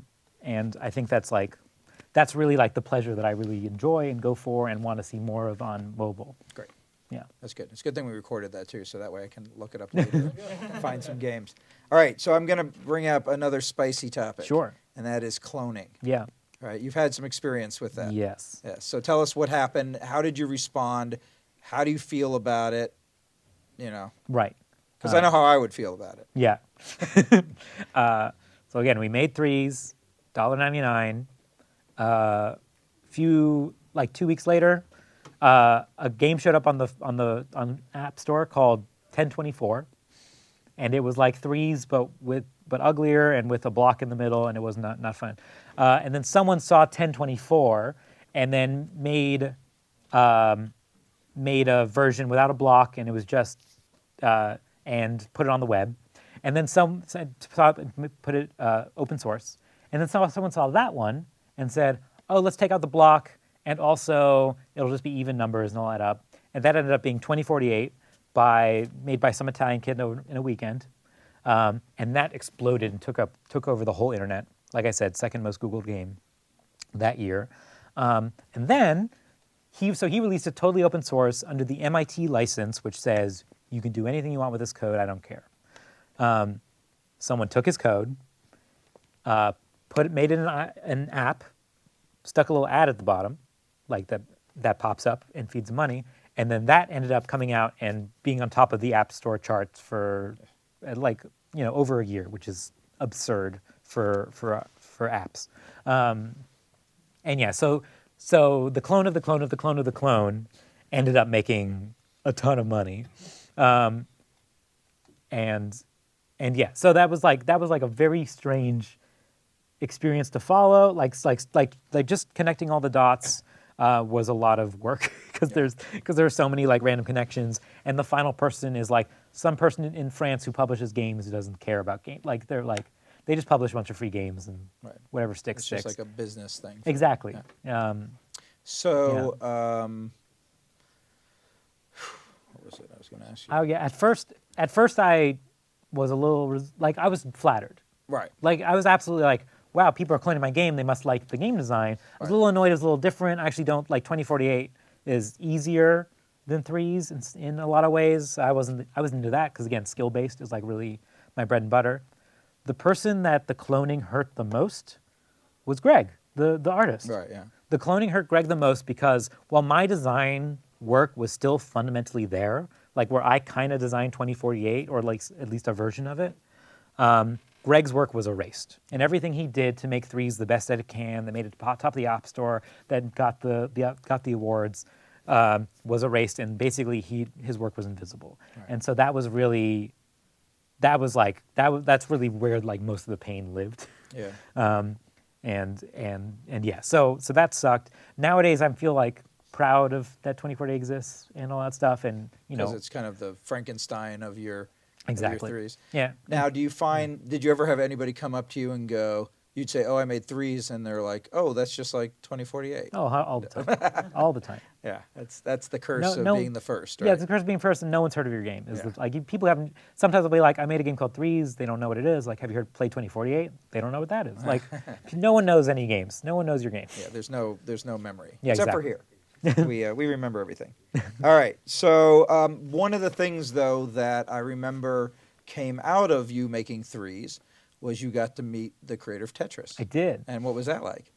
That was bizarre. Where did that happen, and what led to that? It was one E3. I think Game Informer, the magazine publishing news site now, they were doing a thing where game developers interview other game developers. They just like put two game developers in a room and they can ask them each other questions. And they paired me up with Alexei Pajinov, the creator of Tetris, and his co-founder, like the person who runs the Tetris company. Yeah. Who's like his best friend, but also like the Tetris company, their whole thing is just to take down Tetris clones. That's what the Tetris company does, and to license out the Tetris brand to other people to make Tetris. Anyway, but I got to interview those guys, and they had no idea who I was. But they said, "Have you played 2048?" No, they hadn't played 2048. I did talk to them. I showed my ignorance. I was like, "Wow, when Tetris came out, you were like one of the first games," and they're like, "Excuse me. There were lots of games out when Tetris came out, child." I was like, okay, sorry. But eventually I was like, so I made this game called Threes, and they're like, what is that? Did you show it to them? Yeah, I showed them it. I like swiped it around, and they're like, oh, this is like cat threes. It's like, excuse me? Cat Threes was a short-lived clone of Threes. And it just had cats on it. Like there was like literally like the same art, but with like cat ears. And so the creator of Tetris somehow found cat threes before he found actual threes. That's funny. And that was bizarre. Also, I told him I made Puzzle Juice, which is a kind of a clone of Tetris. Right. They didn't care. They didn't care. Right? They were like, "Oh, we should have shut you down." Well, I told them, like, you probably should have shut me down, right? They're like, no, if you were a real clone, we'd know. Awesome. So after Threes, you were working on Close Castles. Yeah. And what happened with that? Close Castles is famous. Like nowadays, if I see people at game conventions or I run to people I haven't seen in a while, they say, "Hey, how's Close Castles coming?" Basically, it was like my next big game that I announced after Threes. Like I'm making after Threes, like now I'm making Close Castles, a local multiplayer, competitive real-time strategy game, which is a lot. That's a lot of descriptors. A lot of descriptors. Basically, like it's a grid on a screen playing couch co-op where one person controls the castle. That'd be a game. Yeah, I was going to say, yeah, there's your next idea. One person controls the castle down here, the other person controls the castle up here, and they make units and they fight each other till someone wins. Okay. Is the general idea. I showed it off at PAX, it did pretty well, but I kind of had that problem that I had with the first version of Threes of, this is interesting for like an hour or so, but there's something missing, some je ne sais quoi. You're missing a couch. What?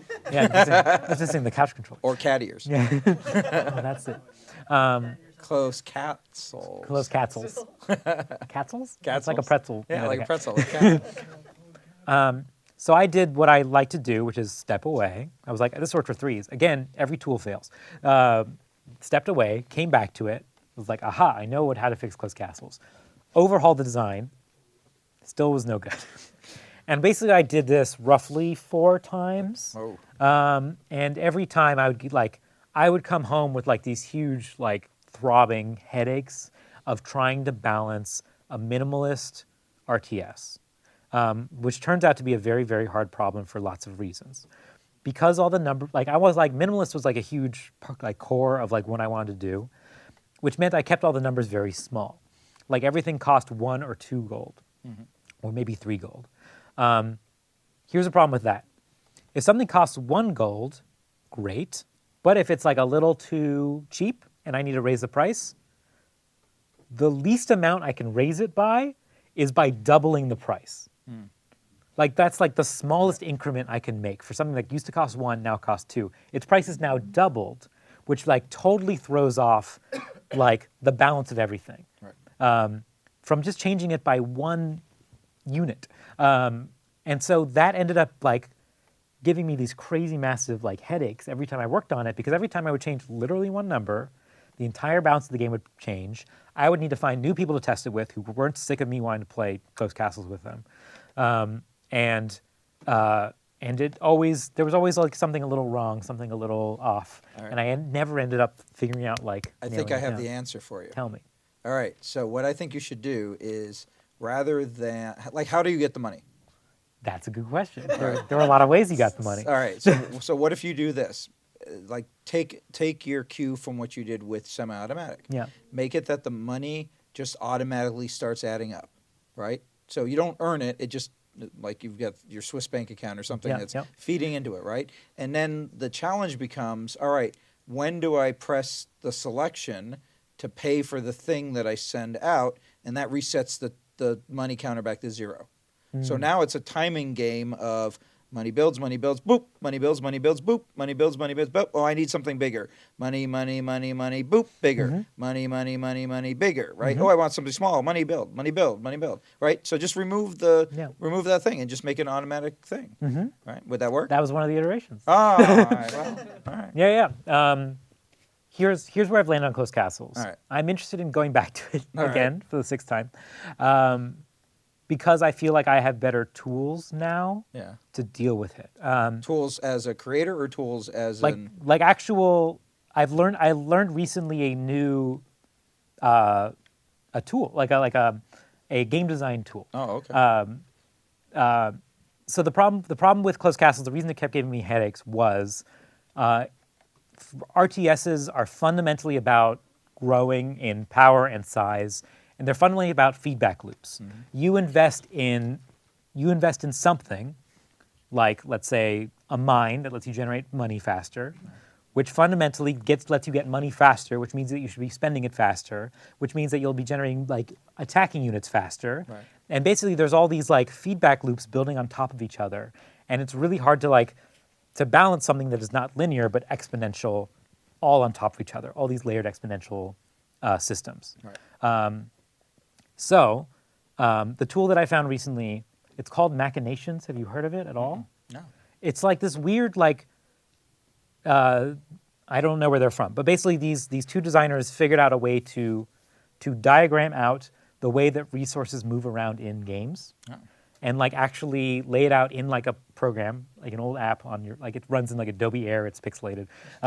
They made this years and years ago, but you can actually lay out like a diagram that goes from this source to this pool to this drain, and like actually model out. And like when it goes to this pool, it increases the speed of this one, and you can actually like run it and like see how Like resources an move. animated simulation of system. Exactly. Wow, that's great. And you actually see like the tokens moving around and how them feed into wow, each other. that's cool. And it's been the most like mind-blowing thing to learn this, and I'm using it on my next game Awesome. to model it out. And so it's called Machinations, and I wish someone told me about it back in like college or before when I was working on Close Castles. It's really that, like, how old is the program? Yeah, it was definitely around when I was working on Close Castles, Oh, okay. at least. Is it web-based or? So this is like part of my like I don't like services, I like artifacts thing. They made it in like Adobe Air, like this crappy old Flash program that you can run on your Mac or PC. Right. But they took it off, and now they're turning it into a web service. Oh, okay. So that you can like run it on their web service, and like you hit play, and it runs on their Amazon servers, whatever. Cool. Which is cool and interesting. But if you go to their FAQ, and one of their questions is where are the old versions, there's a link in there to download the old standalone versions, and I recommend you get those Right, And before they wise before up. Before they wise up Right, and right. take them off the internet. That's great. Oh, that sounds like a fantastic tool. Yeah, yeah. So, well, that's good. That's good. All right, good tip. Tool tip. Thank you. All right, and then your other game that you worked on after, I guess, your fifth iteration Yeah. of Closed Castles was Royals. Oh yeah. And Royals, what was the... So Royals was really cool because it was emulating, like, your old school... Old school. It was basically, so Royals I think is my favorite game I've ever made. Okay. It's like this tiny little thing. It's the fastest I've ever turned around a game. It took me like 2 weeks. And basically I took like a constraint. I wanted like a super hard, like crazy, because Closed Castles was getting too big. Like all my ideas were like blowing out of control. And I was like, just like lock me down. So I was like, okay, I'm just going to use no colors because I wanted to do it on my own, like try doing my art on my own for once. So it's just black and white pixels. That's it, like Oberdin, but not as pretty as Oberdin. It's 1-bit colors and also like this tiny resolution. And I was like, okay, it's tiny, it's constrained. What is the biggest thing I can build in this in this thing? And I remember at the time, I was looking at screenshots of a game called Off-World Trading Simulator. You heard of it? Yeah. It's like this incredibly nerdy game from one of the designers of Civ, where you compete with other people over like stock markets, basically. Like literally, like a third of the screen is devoted to this big, huge list of like 30 different resources whose prices are going up and down wildly based on when people are buying and selling.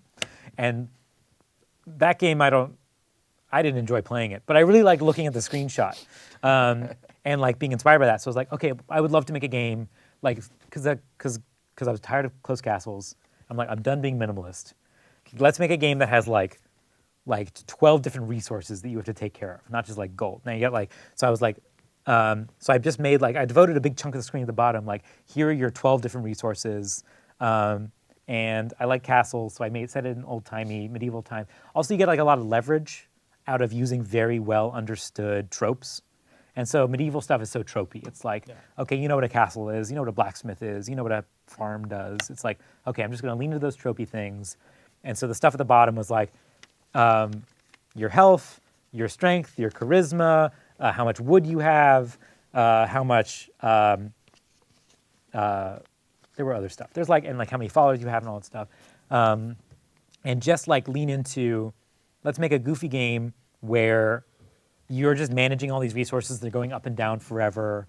And it just ended up being really fun and simple and just throwing things at a wall and making design decisions without thinking about them too hard was very nice. Because I would be like, okay, I need to make a blacksmith that you can work at. How much does a blacksmith cost? I don't care. And I just typed in a random number, just like wildly, like whatever. And then when I was playing it, I was like, God, I really want a blacksmith, but I've only got 6 gold and I need 7. And I was like, suddenly I was like very invested in this random number that I put down. And it was like the most like comforted, like it was like, you know, it was like a warm Like I bath. chose the right random number. Well, it was just like so comforting to like, it just shows you how easily people can get invested in the systems you design. Right. Even if you don't design them that carefully. Like, so Yeah, like it's better to put in something than nothing, right? Yeah, yeah. So. The fun grabby bit of Royals is every turn is 1 year of your life. You start when you're 12. Your goal is to become king. And every year you got your little heart meter. You lose a tick in it. Like every year, your health goes down, and eventually you will die if your health goes to 0. So you want to become king before your health bar goes to 0. So you made the first peasant to king simulator with degenerative heart disease. Yeah, there you go. 100%. And it's free to play though, right? It's free to play. You can go on itch, go play it. Yeah, cool.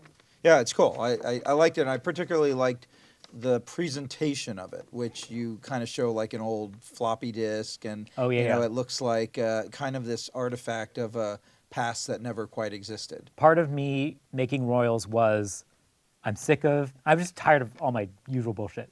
I was like, I don't want to be minimalist, and I don't want to have a nice tutorial or accessibility or anything. People are just going to be thrown in and have to figure out. Like Minecraft. Yeah, people are just going to, yeah, exactly. People just have to figure out how it works. I don't care. And so I was like, how do I not write a tutorial and make this like a basically okay game? And the way that I figured out was like, I released it, and on the store page I said, an old game from your youth, you've lost the instruction manual. And that's all. That was like the prompt, and it's like, okay, go play the game. Now, has anybody written the instruction manual? No one's for it? written these, but you don't. It ends up teaching itself. Right, Like it's pretty straightforward. Like, All right. just because you're pretty constrained what you can do, Yeah. and it grows as you go. Cool. All right.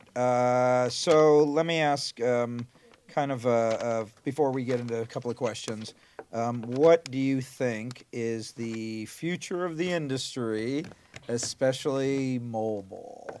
Well, we're in a super weird time for games and media and everything in general. Yeah. Because everyone's going the service route Right. in terms of like everything's going to be moving to subscription services instead of like artifact based. And I'm not sure there's a way around that, and it might be okay. Like.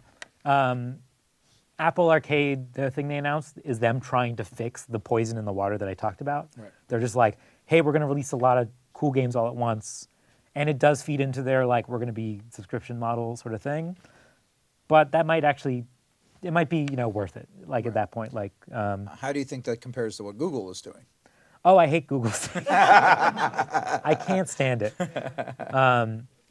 It's just, again, like, it moves even further away from like things being artifacts, from things being like games being objects that you can like own and have. The way that the Google thing works is like nothing's on your device, everything's floating in the cloud, including your controller, which is maddening. Yeah. And it's also it's very fragile. Like it feels very fragile and scary to me to be so dependent on their servers, their connections, their everything. Well, do you think that that's part of, because I feel the same way, and I like myself, I like you, I like the artifact, I like stuff, and I have a book collection and a video game collection and a CD collection and all that. Do you think that is a byproduct of kind of our age, or do you feel that maybe some of the younger crowd doesn't care about that as much? I mean, I think it makes sense not to care about, because like if you've always had Steam, and like you can get like the game that you downloaded 10 years ago, you can still play today on Steam. You're like, this is fine. Yeah. It's like these games are like, I don't technically own them. I'm licensing them from Steam, Right. But it's fine because they're always there and they're always like. Until something happens. Server, yeah, right. it's just very fragile is the thing. It's like if you ever think about like apocalypse prepping, if that's ever crossed your mind and you My physical collection, I can still fall back on if I have power. exactly. So yeah, if you like what's more likely than the entire like an apocalypse happening and ruining the human race is a company going out of business. Right. Is much more likely. Yeah. So again, like I think there's a way to live life without them being artifacts, and I think a lot of people do, and I think it like lowers the prices on things, which is good, but it's fragile. Right. So are you going to lean into the subscription model, or are you going to kind of straddle between the artifact and the subscription? I'm still figuring it out. Like, yeah, just I haven't figured out what makes the most sense right now. I think like if people are on the subscription, if people are buying the subscription, if people are playing games on the subscription, it makes sense to be there. It makes sense to be where the people are. Right. I'm always going to try to be able to offer things as artifacts whenever possible. Yeah. But yeah. Yeah, I agree. I think that having your game available everywhere is better than eschewing something just because you're like, well, I don't know if it's any good or not. I mean, principles only go so far. Right. Until like, man, I want people to actually play this game. Yeah. Right. It's hard to pay the rent on principles. Right. I mean, I just want people to play it. Like if my dumb principles are stopping people from playing my art, Right. I'm gonna compromise them. Right. You'll compromise your heart for. All right. Excellent. On that note, I think we have time for a few questions. Any So- questions for the flat cap crew? Yeah. So yeah, exactly. Our matching. This was not planned, by the way. All right. Anybody have any questions for Asher? Yeah. Go ahead.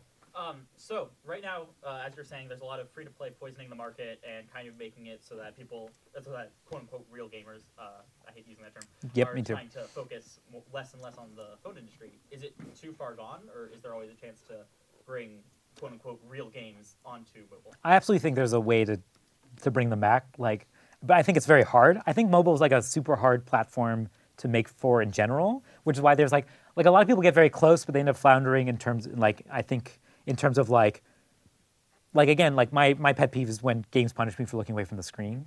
I think like a lot of games flounder there. I think a lot of games are maybe too surface level. Like I love hold down, but there's only so much you can do in that game before like, oh, now I'm bouncing the same balls and the same numbers all over again. It's like, I always want like a little more. So I think there's definitely room, but it does require a lot of investment and like very careful like consideration.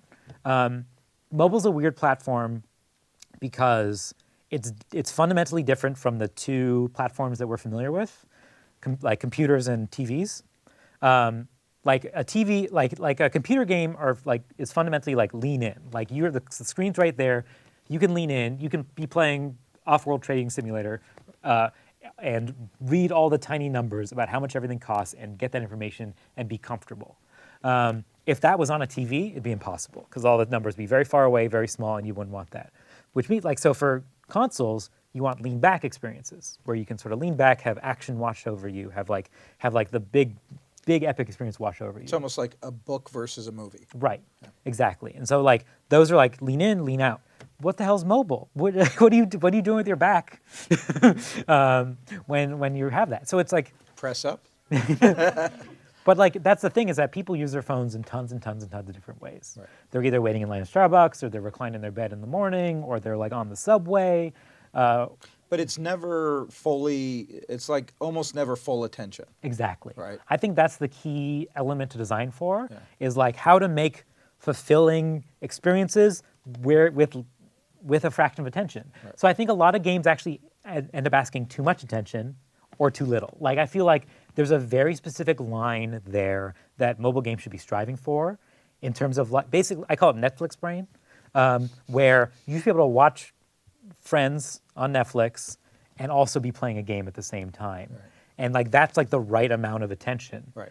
And yeah. That's my wife, for example. All she does when if she plays any electronic game, it's playing solitaire while she's watching television. Right. And I say, well, there's so many other great games out there. Why don't you play something else? And she's like, I don't have to think, And, Right. and I don't know, maybe that's why the cat is the patron saint of the internet and mobile devices, because their attention span sucks too. Right. So, all right. Who had another question? Yes, right here. So similar to like how people or writers get writer's block, authors often give advice on how to navigate around that, like stepping away from your work or doing research in whatever topic it is you're writing about. For us, it would be, step away from your prototype or maybe play other games. But is there any other kind of advice you would give to people who get stuck while developing their stuff? Oh, definitely. Here's a tip, which is play bad games, play crappy games. If you spend your whole time just playing great games, you're just gonna play a lot of games. You're just gonna have a good time. But what I found personally, at least, is when I play a bad game, I'm like instantly like, oh, this is so close. Oh, this is an interesting thing happening here, but they're not quite getting it. Like, and suddenly like that stimulates the game designery part of your brain of like, what's close, what's interesting, like, and like, what can I do to fix it? And that's like usually like what you need to get you off the ground. Yeah, that's good. That's good advice. Yeah. Follow up. Any bad game recommendations? Oh. Superman 64. That's unplayable. That is unplayable. There's so many. Oh, yeah. I can't think of the top. There were a lot when I was in college, when like when over tutorialization was a thing, Oh, yeah. when people would just like tutorials were terrible and huge and long and boring. I would say focus on Xbox and PlayStation 2 games. Right, yeah. Like, because there were a lot of games made for both those systems, and a lot of them were very bad. Mm-hmm. The NES also has a lot of. Yep, yeah, NES has some bad ones. There's plenty of bad games down there. Yeah. Yes, this fellow right here with the glasses. Yeah, so I hear what you said about semi-automatic and how you should focus in on pleasing like the one person in 10. I was prototyping a game last year where I had a bunch of different people I know play it. All my friends who are professional game designers really, really liked it. They see where I'm going and where I'm coming from and how close I am, and they're the ones having fun. They're really supportive. But I tested it with people who aren't professional designers, and they really don't like it, and they really don't understand it. And I have to explain it, and they're like, I don't understand that. How do you balance, focusing on the people who like it and understanding your audience, but it's only like your peers, Right. Yeah, no, that's a good question. Right, I think just like picking your audience is so important because it clarifies so many of your decisions. Because as soon as like you bring it to a party and they don't like it, you're like, well, it's a party. Like you need to like pay attention and like learn stuff. But I would say it's very valuable to get feedback from your target audience who don't know you, who are not your friends, and like see where their friction points are, like where they're having trouble. Because like here's the thing I do play test my games a lot, and something I will very, very often do is I will give them the game, I'll tell them how to talk aloud, be like, when you're playing the game, tell me what you're thinking, make sure you like announce every like little thing that goes through your head, I want to hear it. And also, I didn't make this game. Someone else made it. I'm testing it for them. I just lie.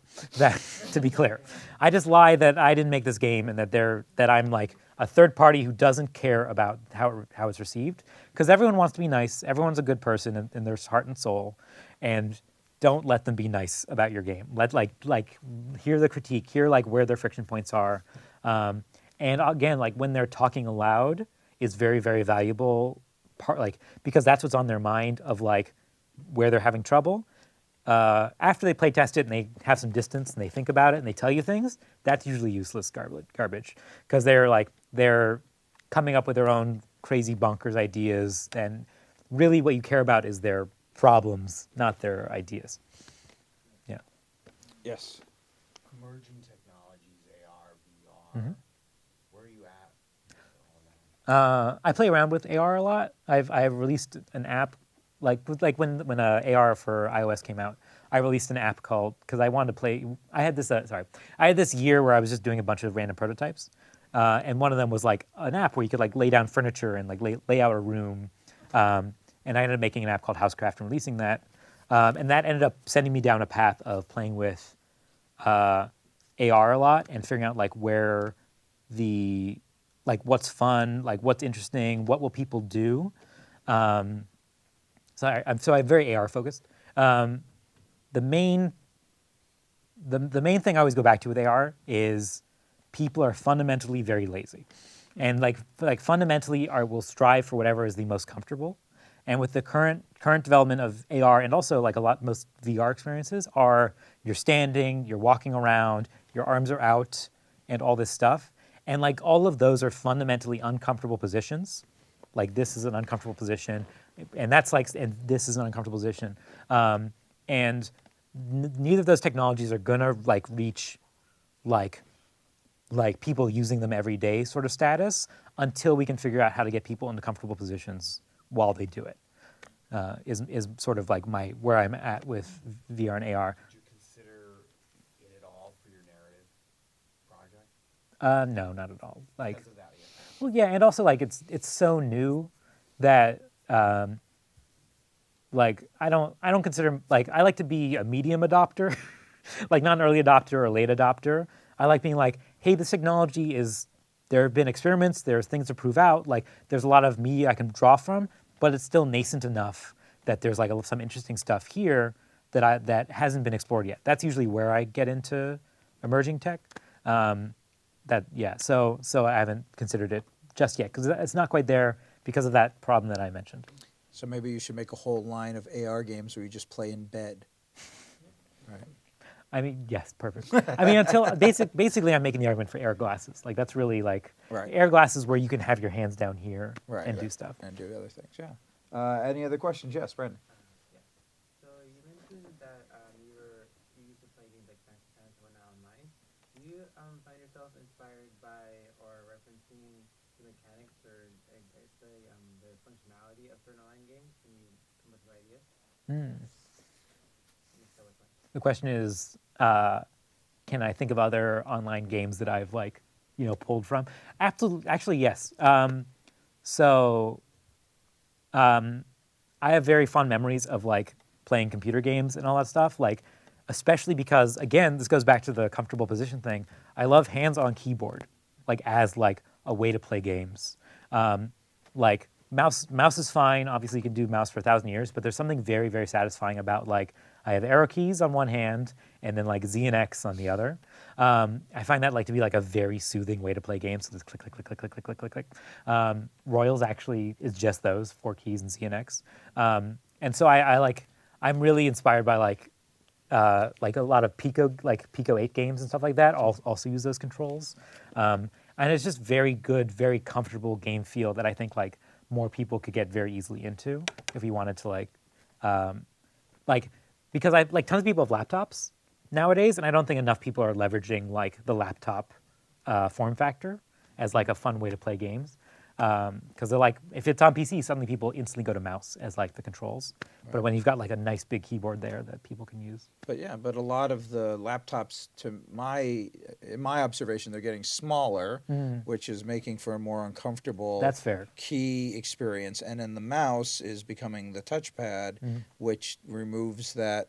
Because I agree with you. I like mouse and 4-key or something like that. I wouldn't play so much Team Fortress 2 if I didn't. Yeah. But I find that playing it without a mouse, right. and well, that's what I'm saying. It's very cramped, right? It's not. It feels almost like when you were saying the close experience versus the far experience. I think that it's possible to get too close, right? Like it becomes cramped, right? Totally. And now I'm like this rather than this because back in the day you had nice big keyboards and nice big monitors and a little bit more. It was a desktop, right? It wasn't a laptop. It wasn't your little lap. It was a desk, right? So I don't know. Is that like does that still exist? Right? Does that form factor still exist anymore? I mean, I'm just being my own personal laptop. 15-inch, fine keyboard. That's because you got that threes money. All right, who has another question? Oh, all the way in the back, Perry. Your thoughts on games that use both mobile and console together in combination? Like, you ever seen the game Use Your Words? Use Your Words? Yeah. Is there an example of a kind of game like that? A game that uses. The game I was mentioning. So a game that uses mobile and you said console. Yeah. So like maybe what the Wii U did, right, where they had the smaller screen and the big TV. Same concept. Okay. People like synced up their phones to it. All right. Some of the Jackbox does that, right? Yeah. Right. Which I think is great. I mean, I'm super. They're very, very, very smart because no one has to download any apps or anything. You just look at the screen. Everyone's got a browser. It's brilliant. But I think there's Jackbox is like the main people in this, like innovating in this space where like everyone at the party has like hidden information basically that they can manipulate and then play with it on the board. Digital cards. Exactly. Yeah. Exactly. I still think there's room for a really good D&D like experience with that. That's like waiting to someone to make good. My big. Words is a step towards that. Is it's literally players fill in using their own keyboards on their phones that they can call up at any time Yeah. to answer whatever questions there are, and the players then vote. Yeah, totally. I mean, because it's a full screen, like it's limitless. The tabletop idea is like you could literally just have a character sheet on your screen, and like that's who you are, and like do anything. My biggest problem is I've got to hold like 3 or 4 iPhones in my hand of cards. Who else has another question? Yes, in the back. Since you're so focused on the skill set side of the gaming, and you mentioned earlier that one game where you put stuff together. Is it feasible? Do you think it's feasible for games in the future to, I don't know, maybe through gaming, teach actual real world usable skills? Oh, definitely. Definitely. I really think like games are incredible teaching tools because they give players safe spaces to solve puzzles in. That's often like with like I have a lot of opinions about like very good smooth tutorials. There's actually I gave a GDC talk. It's on YouTube. You can look up. What's it called? I search Asher Vollmer tutorials. It'll show up. I don't remember what I called the talk. But basically, the fundamental thing is give players safe spaces to play around in.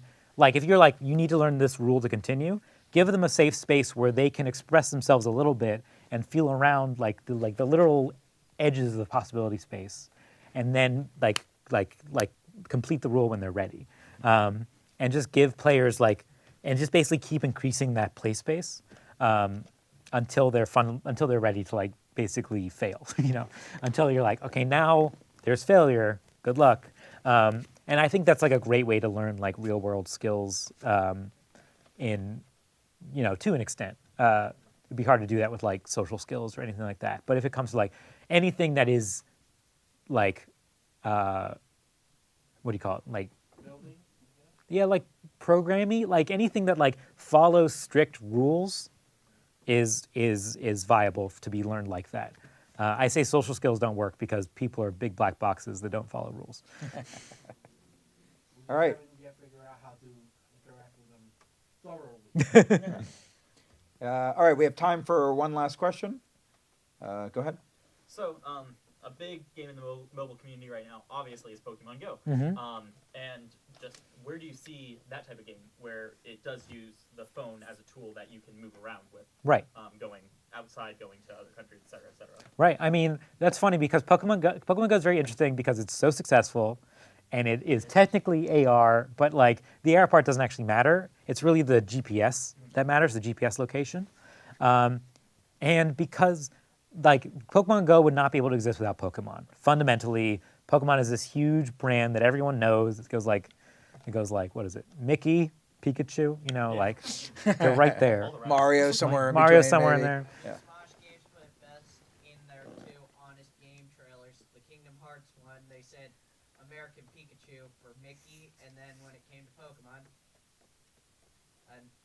So Yeah. Japanese Mickey. Yeah. Yeah, so everyone knows who Pikachu is. Pokemon is this huge brand. There's a ton of nostalgia. Basically, a ton of force behind people wanting to do something with Pokemon is the only reason people stood up and walked outside to play this game. That is the only reason. Like this game would not you could not make an indie version of Pokemon Go. well, they did. It was called Ingress. Yeah, it was called Ingress, and you got there was a community. It's true. Right. Yeah, there absolutely was a community. Yeah, exactly. It was but very niche. It was very niche, but like I said, you should find your audience, lean into it. Ingress did that. Yep. It was also Google data collecting like crazy. I hate Google. But to get Pokemon Go on the scale that it was and the success that it was required that kick in the butt for people to go against their inherently lazy, looking for comfort selves in order to stand up and go outside. But I think it's really cool, and I think there are, like I said, there's smaller communities that will be interested in that, who like geocaching and that sort of thing. Right. But I don't see it going much outside Pokemon or small communities. Okay. But you do think that either because of Ingress and the small community factor, or just because Pokemon Go made a larger community that could make smaller communities, there are places where it's a good stepping stone now to make smaller. Yeah, I mean it's a good reference point for people to be like, hey, it's like Pokemon Go. And people who like that part will lean into it. But yeah, but again, it's like you just got to find that audience. You got to find where they live, hang out with them, tell them about them. Awesome. All right. Well, thank you very much, Asher. Let's give a big hand for our master of game design, Asher Vollmer. Thank you very much. Hopefully you had some fun. Oh, great. Okay.